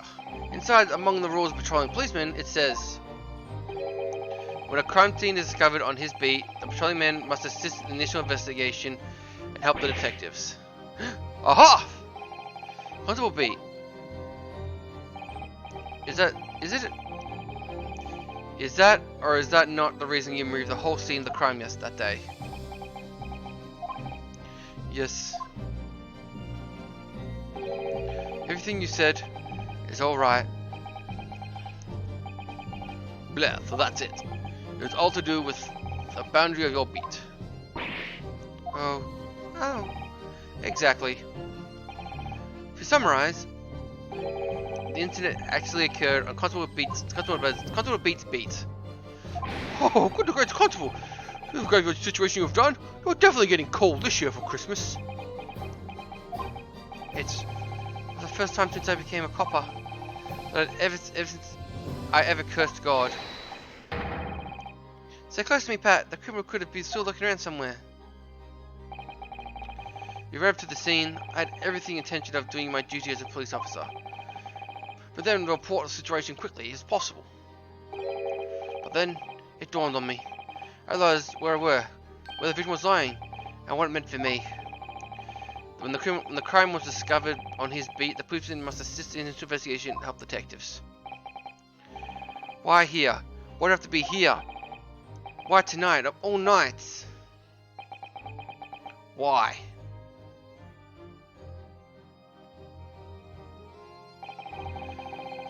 It's a corporate job to guard the scene of the crime, so I told Pat she had to go to the nearest police box and fetch whoever was on duty there. It was then, when I opened my mouth to speak, it just came out. I couldn't believe my words I was coming out of my own mouth. This is next to my beat. This is next to beat. This is the next beat to mine, Pat. You have to get the police box that covers it. Turn right along Merrison Street and then...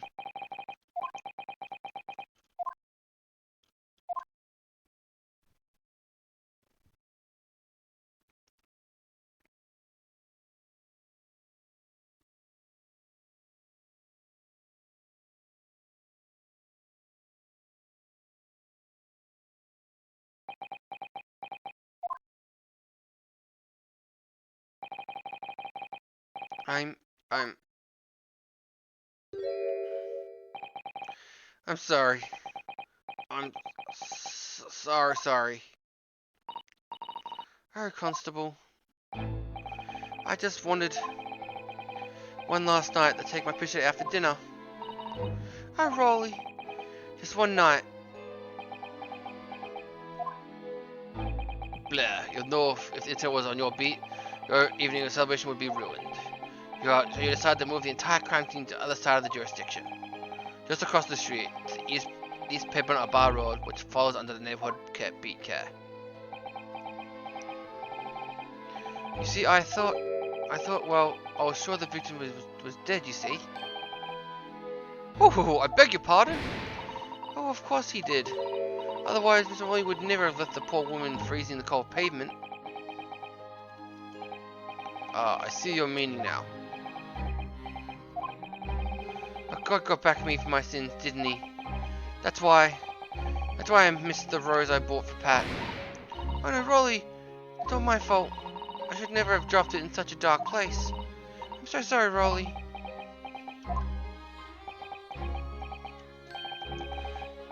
Can you tell us, Constable?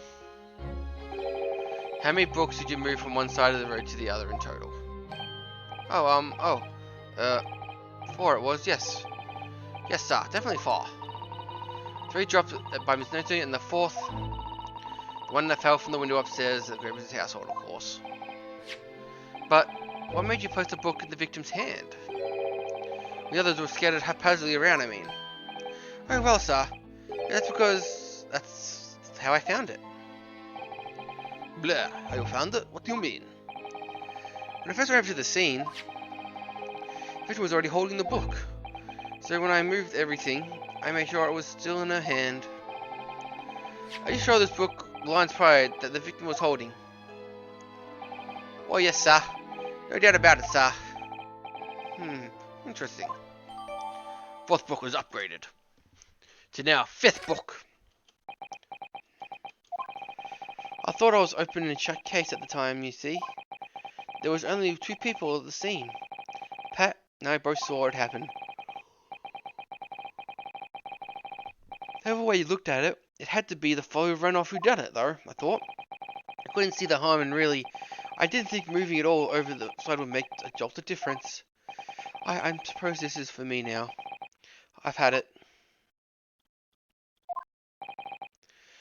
Blah, my lord. Oh, yes, Von Zeke. I believe that concludes the cross-examination of the witnesses. Constable, you may withdraw. Yes, sir. Prosecutor, sir? What will become of my Rolly? What will happen to him? For now, you are free to go home. The police will contact you in due course. Please don't punish my husband. This is all my fault. It's because I was always moaning him to come home late.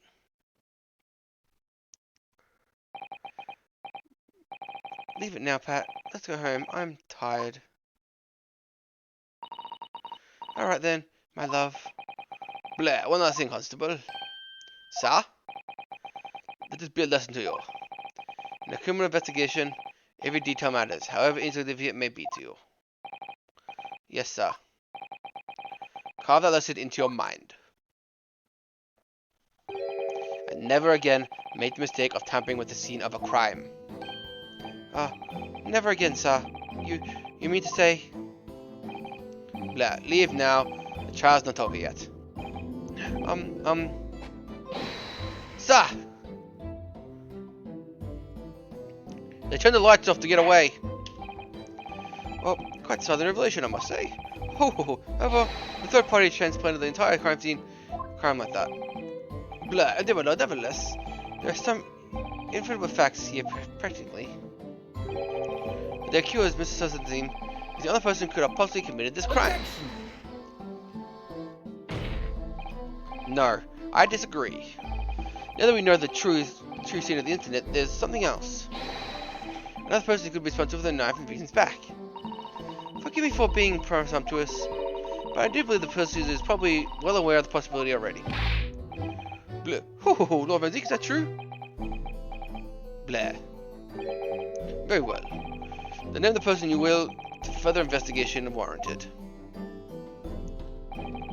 Prosecution has no objection to the trial continuing. You'll name the other person that could have participated in the crime. Take that! The defense would like once again request the consultation of the new witness, my lord. Once again, my assistant made the same request earlier. In order to finally reveal the truth about this case, in part 2, we've cross-examined the jury number 4, Ms. Goddison Gleb. Me? Oh dearie! Objection!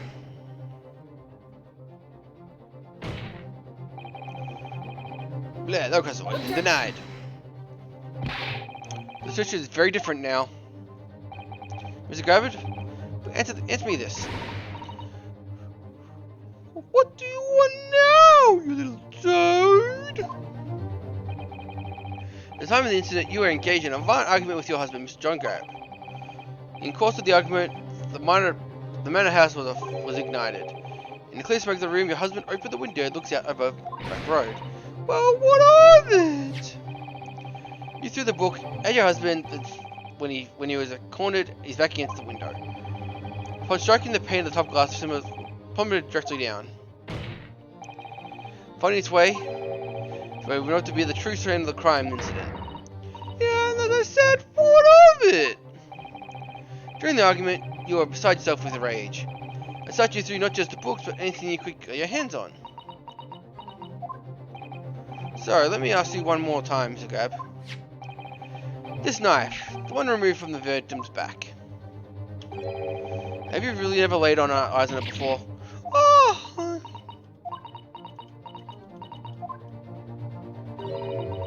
I don't recall it. Seriously? How am I supposed to remember everything I picked up and threw at my husband? And anyway, the man's over there in the regular said the members of the jury needn't testify, didn't he? Conveniently, yes. Objection! Blah. No, I've no idea of saying that at all. Junior member 4. Oh! Make no mistake. Your jurors are not special in any way. You are not immune to the judicial process. If you know something about this knife, madame, let the truth come out. But you just said it's just a common garden knife. You could probably come from anywhere. Several like it at home. If one went missing, how was written to me to know? What was that? Are you joking? What are you... what are you saying? Sorry, please, Mr. Grab.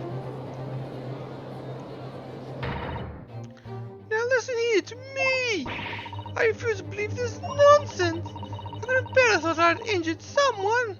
Do you hear? I couldn't bear it. Oh, the poor woman. So, yes, I want evidence. I want hard evidence if it's going to just be my fault. You're going to have to prove to me that I threw the knife. What do you think? Come on now, chop chop! Do your worst! Oh, I'm sorry, Doe. If you haven't that, believe me, I would have been thrown at her already. Then take the stand, juror. Oh! The prosecution does not object to the defense's request to cross-examine the woman. Thank you, Lord Van Zeek. I'm going to have to testify! Juror number 4. I assume you would appreciate having observed that with your own eyes today. But this testimony can lead to a most extraordinary truth being unearthed. Truth which the witnesses themselves may not even be aware. Oh dearie me! So I demand you for full and unadulterated testimony, Mrs. Grab. And mark my words, the court of law today shall exact the truth. Do you concur, counsel? Blah. Certainly, my lord. Oh, that's what I was hoping for, my lord. It's getting dramatic.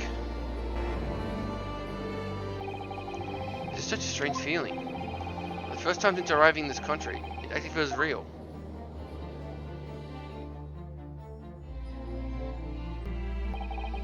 I'm here, in the Old Bailey. I am a lawyer.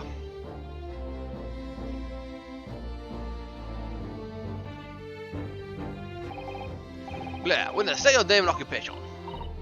Oh, yes. My name is Jonah Garib. And I'm Jonah. I am junior and such like. Sounds like she doesn't even know it. She's a housewife, a maid, or anything more. What is the side your testimony is required to clarify matters of this case? You understand, madam? Yes, my lord. You willing to court? Are you willing to tell the court what took place on your household the evening in question? Blair, and I warn you, do not attempt to hide the truth. Oh, dearie me. Chin up, Johnny. Nothing to worry about now. Oh, John, what are you doing here?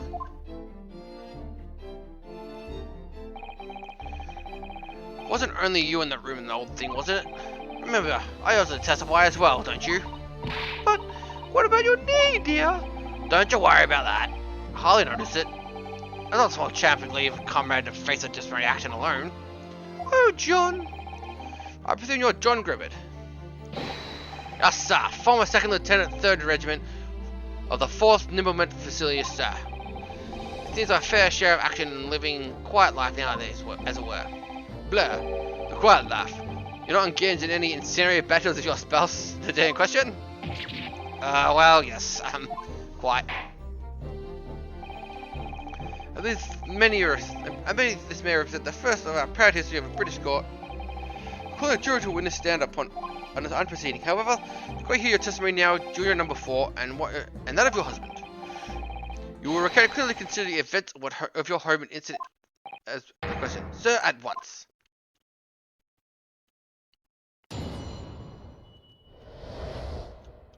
The Battle of Grip. Yes, on the day we're referring to, my wife and I did have a bit of a skirmish. I cannot call it a reason now. Knocked the candlestick over and to fight a carpet. As soon as I had it out, I got the window open. Meanwhile, I was picking up whatever I could find to throw at him. Plenty of knives around our place. I can't say I didn't notice if one or two went missing, I'm afraid. If the barley thing in the victim's back was really one of our knives, you'll have to have a job proving it, I think.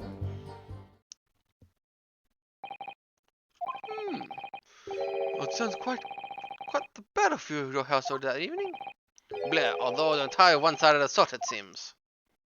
The enemy caught us on the hop, sir. We had no choice but to dig in and take defensive measures. To be honest, if the enemy hadn't kept shelling us for another minute, we'd been toast.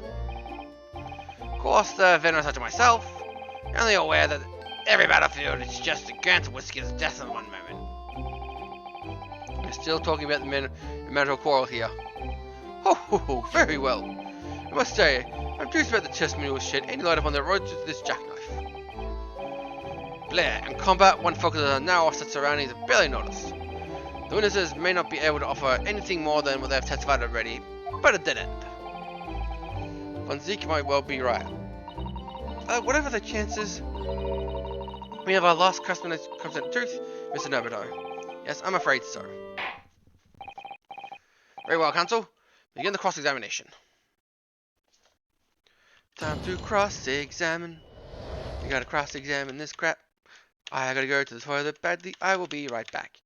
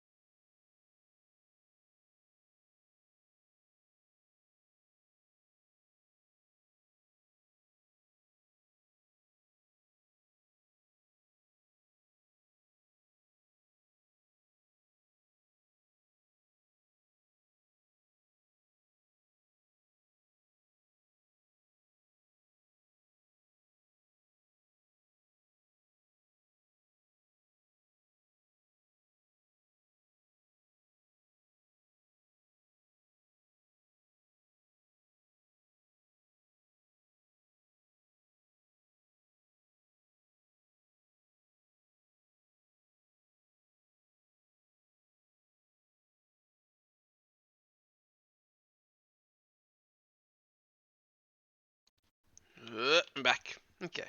Battle of Greb. Yes, on the day in question, my wife and I did have a bit of a skirmish. I can't recall the reason now. Do I have the reason in my inventory? I do not.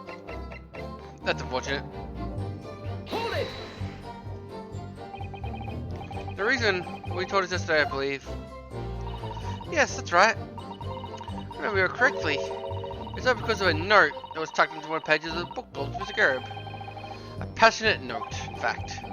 But Mrs. Gerb has found the note discovering her husband's little secret, and she gave him a mighty number of slaps across the face for it too. Whoa, what a sort of state of affairs. Hell on earth. Say, when a chap can't recall such things, it's commonly a sin to not drag it all up. Besides, half of the white masters anyway. A likely story. His waters run very deep. And what transpired next after these multiple blows to the face? Combo! And Dr. Kensel got enough to fire to the carpet soon as had it out the window, open the window. The fire also spread to some items of furniture, didn't it? A bookcase, my armchair, anything in mind really. Just happened to be some bathwater around the evening, so I slossed it about and put it out. A most precarious situation you find yourself in. A 3-story townhouse west side of the street where the water mains isn't connected yet. We draw water from the public water pump during the day, if you need any, you see. The lodgers are always moaning that they can't get any water at night. Although a little mustard gently man buys water in bottles, I believe. An offended? That's him, you mean? Yes, he was just stopping from his studies, you know. His own country. You can imagine being able to brew up on tea at all hours, obviously very well off. Have you actually seen the state of the man? I believe all the income to buy books. Well, anyway, the point is, I was able to douse the fire with water. Fortunately enough. Meanwhile, I was being thinking if I could find and throw at him. Even though the room was on fire. As far as I was concerned at the time, there was more point to extinguish my anger than the flames. When a woman wants to throw, she must throw. What most certainly is not. That's certainly not true, Mr. Soto. Take down, Mr. Soto. How did you know I was thinking that? So, you please cast your mind back to try and remember. Was there never among the items you threw your husband that day?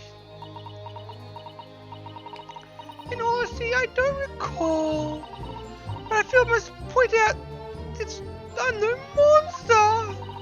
Let me see. Some bread, a cabbage, a garlic, a towel, a sponge, a napkin. Excuse me. You have something to add, sir? Oi! Oh, sorry, don't shoot. Oh, don't worry. I beg your pardon. Your wife remarked now just bring something to your mind. Oh, nothing of any significance, no. No, prize projectile's old the old thing launched in my direction. It's somewhat more solid than she implies. Books, bricks, fire poker, I seem to recall. Ouch. The woman's aimed uncannily landed directly right by. Ah! Good grief, woman. We're not at home now. This is a court of law. Oh, dear me, I'm so sorry, dear. What's she been doing with a teapot in here? Honestly, John, I never would have thrown such a thing at you, obviously. We'll take a look at this then. How do you suppose this happened, A pipe, sir? The thing in my hand at my usual time, that onslaught. It knocked it out with one clean soft projectile, she did. When I went to pick it up, things broke it in two. I didn't think a sponge doing that sort of damage. I see, your pipe was broken. They would never have been sent flying unless it was hit by something pretty solid. Anyway, what's the most to bang this thing up now? Oh, you want someone to exaggerate, aren't you, dear? We should make this count. I would like to believe it right now. Objection! Blah. This war veteran word only tell us one thing. Betray a fiery wife, and the pirates as well as hearts may be broken. Sentimental wisdom perhaps, but hardly worthy of adding to a formal testimony. Oh, indeed, a common sense might say one. Might one. In that case, we look to permit to examine the pipe, sir. Well, I don't see why not. Oh, dearie me, there you go again, trying to regret yourself for the young lady. I didn't push E.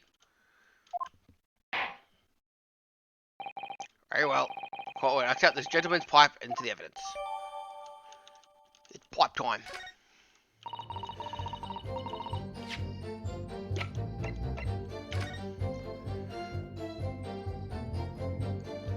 I see the tip of the knife. Oh, something's just twinkled inside the chamber of the pipe here. I saw it. Something's stuck in there, I think. Should go over and give it a good shake. What's this? A tiny fragment of metal? It looks like a tip of a blade or something. Tip of a blade? Surely, it couldn't be. Aha! I knew it.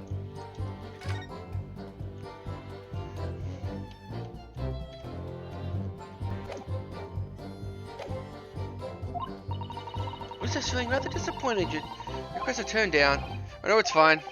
Thanks, Anderson. We have new evidence to work with. We should examine it carefully. Oh, well then, thank you for your rebuttal. Okay, my fly, welcome. And thank you so much for the raid. Why isn't my fucking alert box working?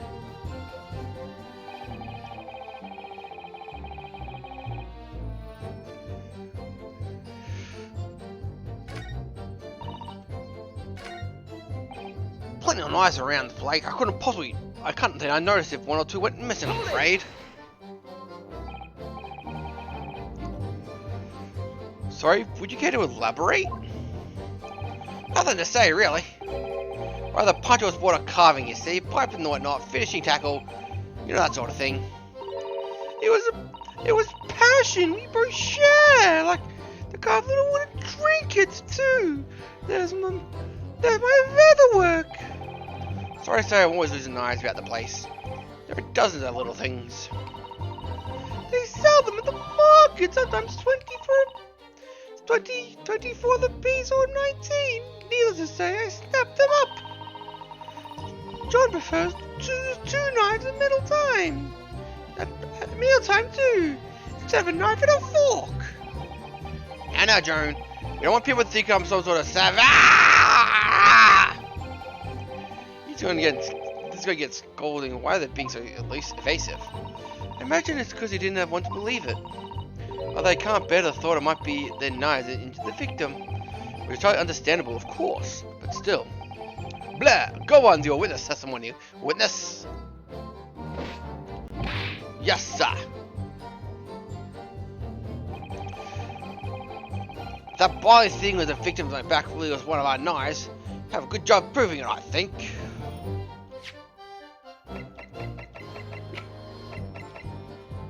Objection! I saw this one from a mile away. Mr. Grab, would you ask you to take a good look at this, please? You can ask, but I can barely see the thing. You can't? You used to call me Dead-Eye Deb back in the Raven, of course, but what's something new time ago now? Even I trying to enjoy a large print book with a faint fire these days. I struggle to tell the B from D from P from P. To be honest. Oh, he does! Dear me, I'd rather be wearing being asked something every day. Sorry, let me try that again. Oh, he does! Dear me! It's rather wearing hearing being asked about every other letter in every other word. Must be very dizzy. Blah, what is that? A tiny scrap of metal? I'm certainly the tip of the blade. And what appears to be first a tiny scrap is in fact the crucial piece of evidence. Blah, interesting. And where did the defense come by this evidence? It was lodged in the chamber of Bisgrove's pipe. My pipe, you say? By Jove, I wonder how it got there. Ho ho ho! And what precisely does this fragment middle signify, Council? Are you suggesting that the we're related to the matter of stabbing in the Burr Road? Ow! I mean, yes. I am. What? I mean, blah. What? When you put the pieces of evidence already in court records, I believe a tiny fragment of metal will unveil the whole truth about the case, my lord. Jesus Christ, they can see his underwear, his butt is burnt off. Ho ho ho, but rather confident concerning sentiment, Council. Very well then, proceed to present evidence to the court. What evidence proves that fragment of metal is alleged to reveal the truth of the entire case? Take that!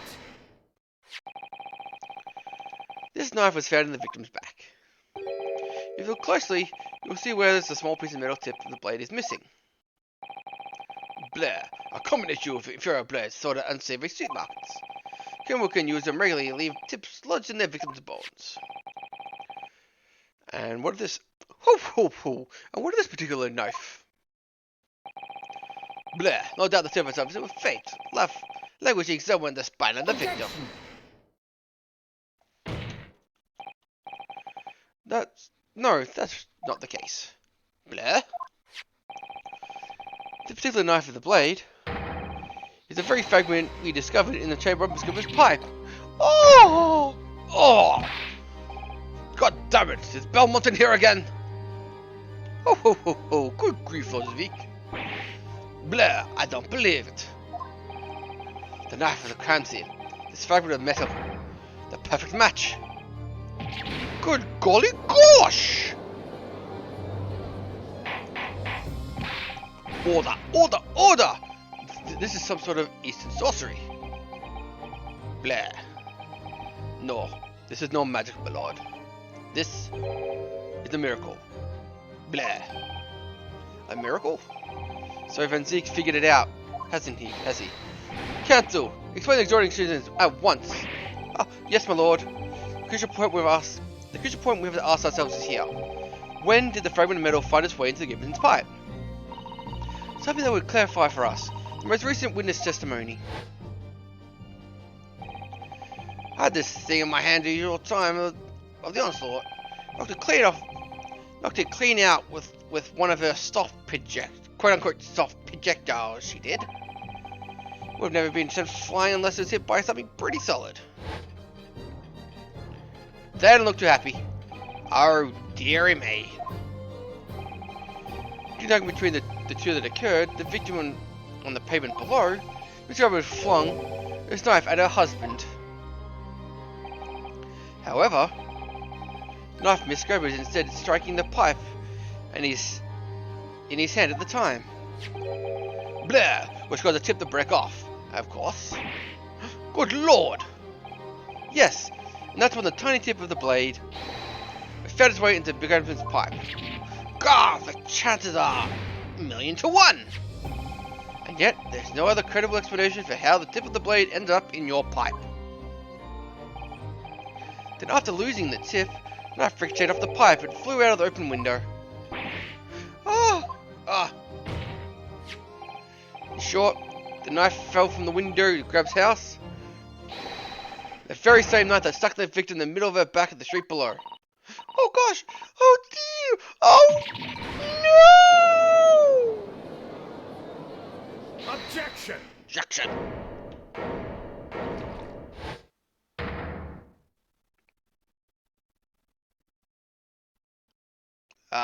Blood. Calms the nerves. I mean wine. Blah. A full-blooded theory. I'll give you that.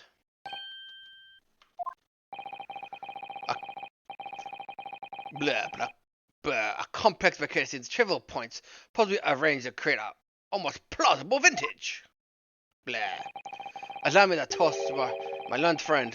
Characteristic in the puzzles approaching the bottling of this argument. Sorry? But after all, it's just a theory. A game theory. The bottle I fear is corked. Because you see,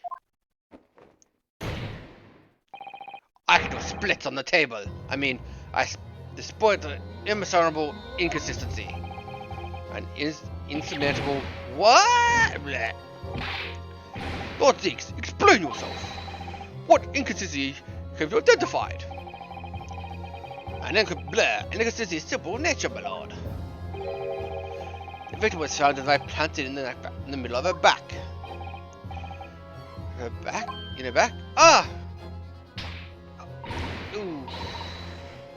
That's right, you silly little man! Now, Drone, old thing, what are you getting excited about? Blah, let us consider the basic fact of the case once more. The victim was walking along the pavement before being stabbed in the back and falling to the ground. If the knife was stuck her from falling above, I have put many wine stands on the floor and burnt those candles a lot. I should probably stop doing that. The possible way they could have put himself in the victim's back. God!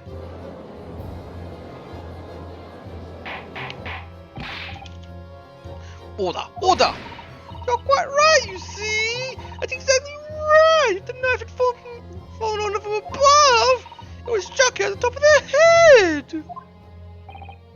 Well, he's lost for words, look! Oh my god! I knew it! I never would have asked him on a theory like that. Insert blank here. I don't know, I never thought, but it really don't happen to me.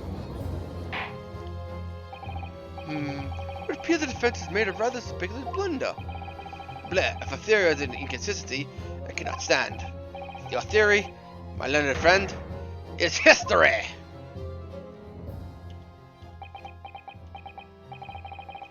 It was so close, I could see the truth. I'm sure we're on the right track, but how we blocked by completely? A simple inconsistency. Or in other words, we simply need to eliminate one of the inconsistencies, and the theory still stands. Miss Sodaso, you mustn't worry, Miss Naruto. We just have to caught off guard, that's all. Your mind went blank. But if we pass you on the incorrect, then the way to present itself. The key to this court record, I'm sure. The information you need is there. Blah, it seems you have nothing to say, Miss Morris friend. Well, your silence speaks volumes. It's something apprentice of the theory has fallen fatal flawed. Objection!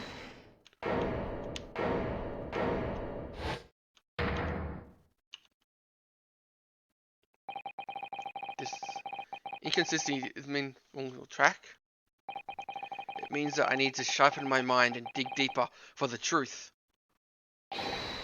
It's a test. Yes. If the knife fell from the victim above, there's no way it could have hit her in the middle of the back. Under normal circumstances, that is. Blair, what are you implying? Counsel! There is a piece of evidence in the court record that can explain the inconsistency. That can explain how the knife fell from above and could pierce the victim's back. You ready for the answer? And I already have the answer. Goodness! Utter madness! Oh, this surely must be the last time.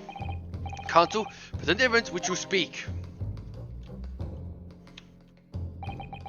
This is the last inconsistency, the final piece of the puzzle. If I can successfully make the sense of this, the truth will be here at last. The evidence that explains how the photo that became lodged in the victim's back is the photo of her holding the book.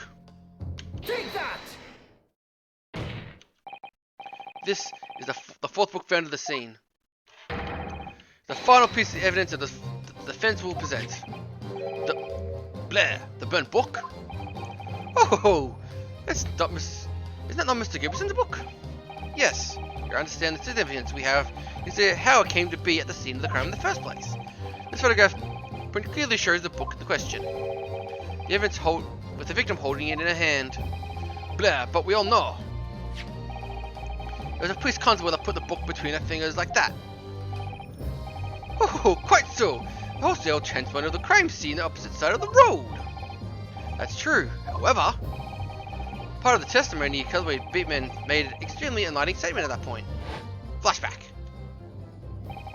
But what made you place that book in the victim's hand? Oh well, sir. That's because I found it. When I first ran over the scene, the victim already had the holding the book. So when I moved to everything, I made sure it was still in her hand. In other words, the victim had already picked up the book out of her own volition. It clearly must have been before she suffered the knife wound. Well, I should say so. After being attacked with a knife, I can't imagine being so much anything. So the question becomes, why did the victim have the book in her hand? By jingo! I think I'm beginning to see what might happen now. Oh dearie me! Bleh. We know that the book fell from the top floor, the government household, the pavement below, precisely in the moment the victim was walking past. Yes, and that exact moment, the young woman walking along the street in the light fog, and all of a sudden, the book fell right in front of her. The book I threw! Yes, Mr. Gibbs. Yes, Miss Gibbs. And what do you think Woodland did? What would you do if someone was walking along and suddenly a book landed in front of you on the pavement? Well, I really can't imagine it, but I suppose she might have reached down and picked up the... BAM! Right in the back. And that's exactly at the moment she picked up the book. Oh, heavens! And when the woman reached down to pick up the fallen book, what position would her back have been? That's right, facing the sky, completely, utterly defenseless. Then the very next moment, the woman was bent over picking up the book. Bleh! As it fell from the roof above, the jackknife straight into the middle of her back. And at the same time, walking by chance by Mrs. Green, was the defendant, Miss Sorokunate. Ho ho ho! Well, I never. It appeared that Mr. Nanase, the woman simply collapsed to the floor. In the dark of the fog, he didn't see the knife falling from above her. Oh! Blah. And in the other direction, the constable and his wife saw no one but the victim and an apparent attacker. So there never was a real culprit from the scene in the first place. No, this was nothing more than a series of unlucky events that accumulated unfortunate accident. And that is the real truth behind this case.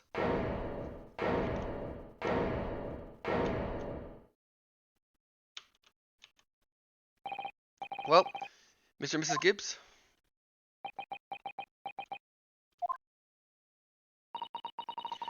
The very first time you showed me that knife, I had my suspicions. I wondered if perhaps it might be something I'd like. I wondered if perhaps it might have been something like that. There, O'Bean. Poor Mrs. Grabbit. Of course, I never meant for anything of this sort to happen, but it was all my fault, wasn't it?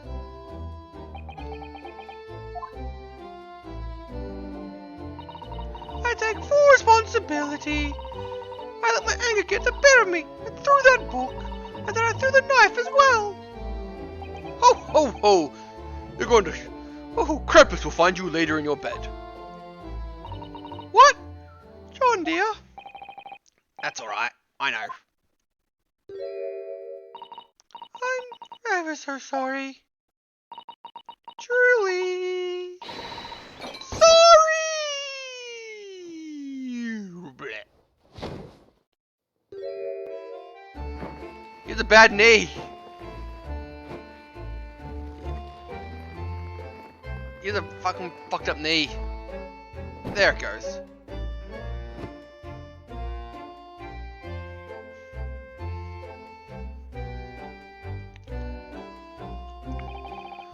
Lord Van Zeke, The news of Miss... What news of Miss Grimm?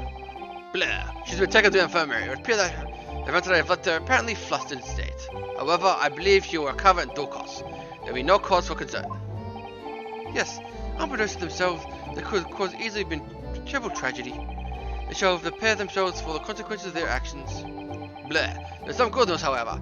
My lord, I just had word from the hospital where the victim has been treated. Her condition is improving steadily, and the doctors believe she will be regained consciousness soon. It's strange. We've been talking about the victim all this time. We never once met her. How wonderful! The woman's out of danger, it seems. Yes, good news. Ho ho ho! So Miss Stik.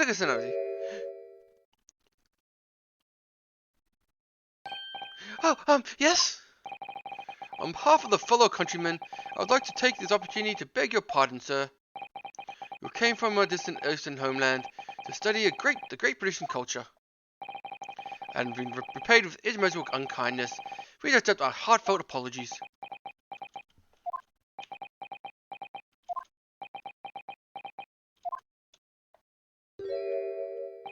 No, it was me who should be begging your pardon.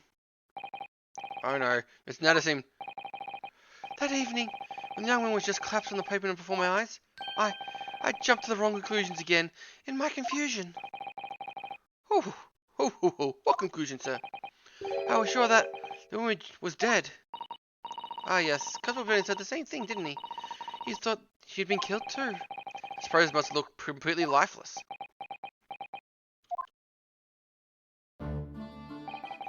It's been a year since I arrived in Great Britain now. I can't imagine getting used to life here. I can't relax. I'm sure there's evil spirits lurking in the fog. Like, they're haunting me. Poor Soke-san. Imagine he really got the better of him. Yeah, poor man. So when it happened, I thought the young man had just taken by the fog spirits. I should never have dropped my books like that and run away. I should have called for help, for a doctor, for the police! Instead, I managed to create a rift in the relationship between our two empires, and for that, I am truly sorry.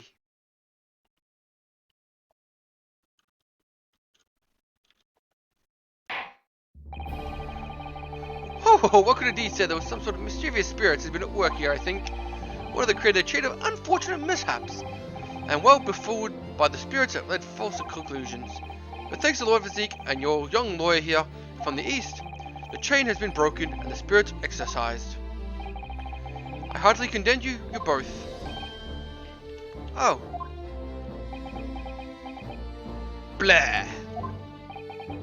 Now then, ladies and gentlemen of the jury, my lord, yes my lord. In concluding this trial, I must ask you one last time for your decision to regard the defendant's capability. Are you ready to present your findings to the court? As a foreman of the jury, I can assure you we've reached a fair conclusion. Yeah, I do declare that it's extremely cruel times. Well, I don't suspect a woman any next to me, that's for sure. Sitting involved being while she's out of the action, you know, but that decision would be. Does this mean our foreman better get out there and start working? Well, it's about time. I must say, I've cooked the story to my grandchildren when they get home, won't I? Very well, ladies and gentlemen of the jury, I hereby demand your final decisions. Mr. Foreman? Not guilty. Not guilty. Not guilty. Not guilty. Not guilty. Not guilty.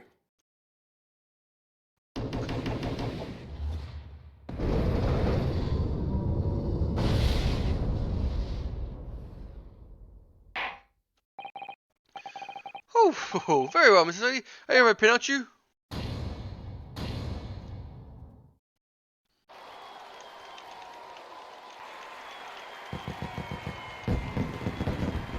And they burnt down the courtroom again by setting off fireworks indoors.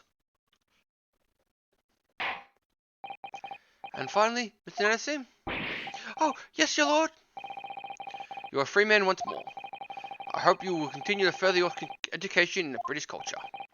And may you never again be brought before me. Oh, yes, sir, of course. Oh, my life, I'll swear I'll never foot in the courtroom again, transported through the tears Thank you, councils. Court is adjourned.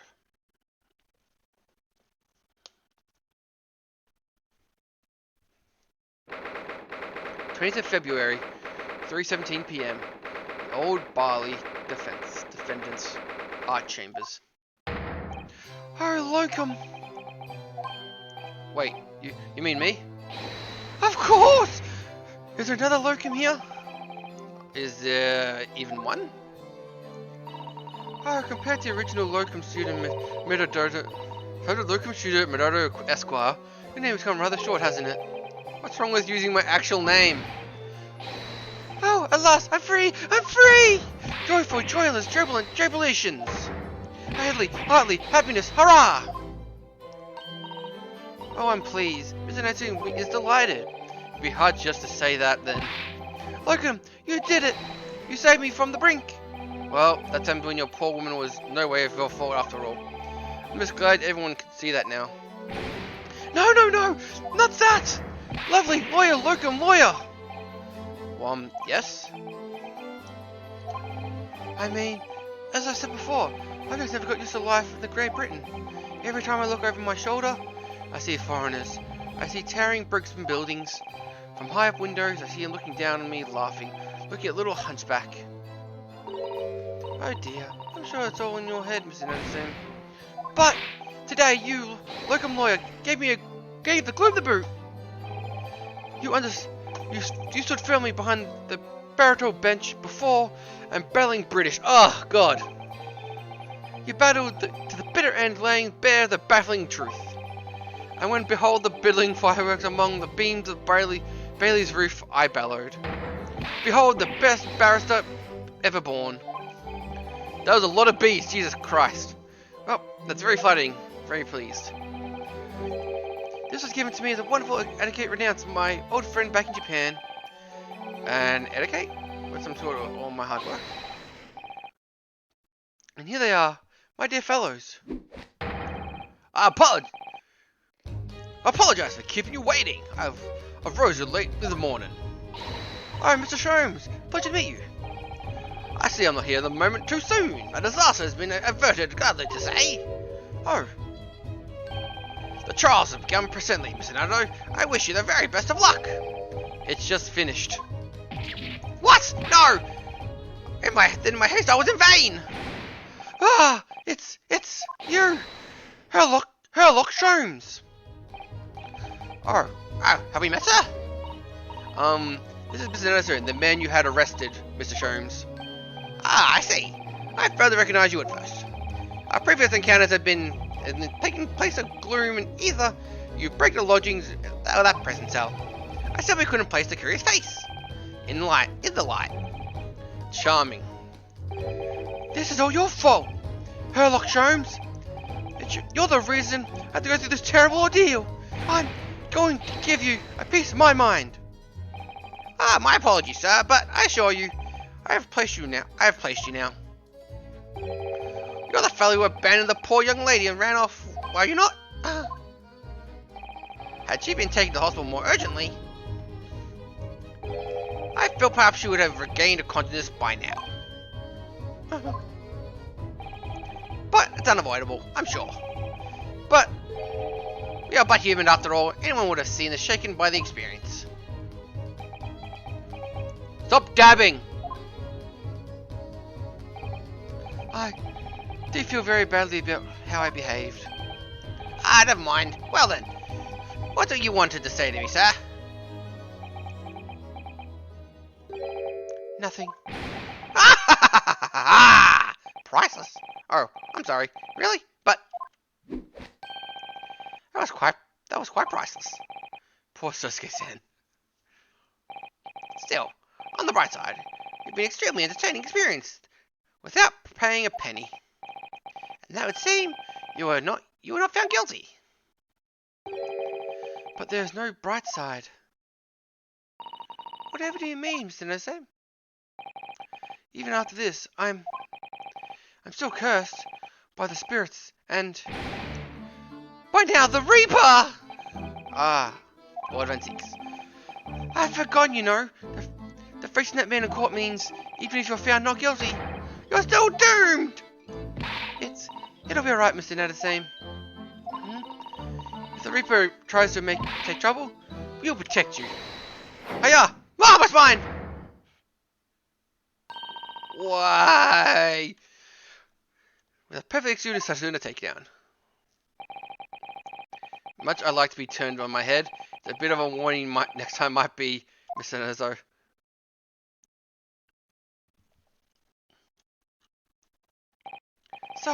So Mr. Nazo, what do you intend to do now?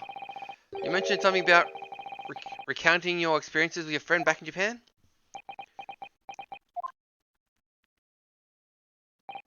Yes, I intend to return to my homeland soon. Oh. It's only been a year since I arrived here in Great Britain. I visited universities, libraries, bookshops. I've been honoured with the true tutelage of the professors. I've learned so much about the wealth and literature here, the city has been shaped. I've come to realise that it's my calling to sail home and tell my fellow countrymen about it. That's very touching, Mr. Nadasune. Oh, perhaps we'll leave less veiled terms. You wish to withdraw halfway around the world to escape the terror of the Reaper's curse. That's not it at all! The more I learn of literature, the more this strange feeling crawls on my inside. I feel compelled to return to my roots and attempt to pen and paper work my own. Oh, I see. A work of literature by Sosuke-san. Could be interesting to read. And what about Mrs. Soda-san? What about yourself? What about yourself, Mr. Soda-san and Mr. Nobudu? Sorry, what do you mean by us? Will you return to Japan alongside your moustache compatriot? Why would we? Our week has not passed since we arrived in London. Only now does it feel like we've finally found our feet. You're accommodated in a hotel. Are you not? That's right, but we need to find lodgings before it bankrupts us. I feel so you only afford another 10 nights before the entire budget is exhausted. Well then, you take my lodgings. Oh, the windowless room? Ah, but I like the windows. There's more makes up for it with the floor, ceiling, and walls. Great. And of course, I'd be happy to leave behind an accused evil spirit. Oh my, an evil spirit? Oh yes, he tries to suffocate you while you sleep. It's inevitable wake-up call. It's the cat, isn't it? Like, you're sleeping and the cat wants to sleep on his face. Well, think about that's alright. Perhaps you're gonna find more welcome to alternative. You consider taking lodging with me? Really? Well, the vicinity of conveniently printed itself. I thought up the attic. I might add. You sure it isn't just a storage loft? I spoke with the landlady very morning, as a matter of fact, of price, and I was to clean the room as we speak. You must come at once. I presume you have no lodging to speak of. Oh, this is simply wonderful. It's an honor to be invited to take lodgings in the great detective office in the attic. See how I come with for words. No suggesting look elsewhere then. Then it's settled. Iris will prepare the welcome dinner this evening. And you must come too, Mr. Nazo. I insist.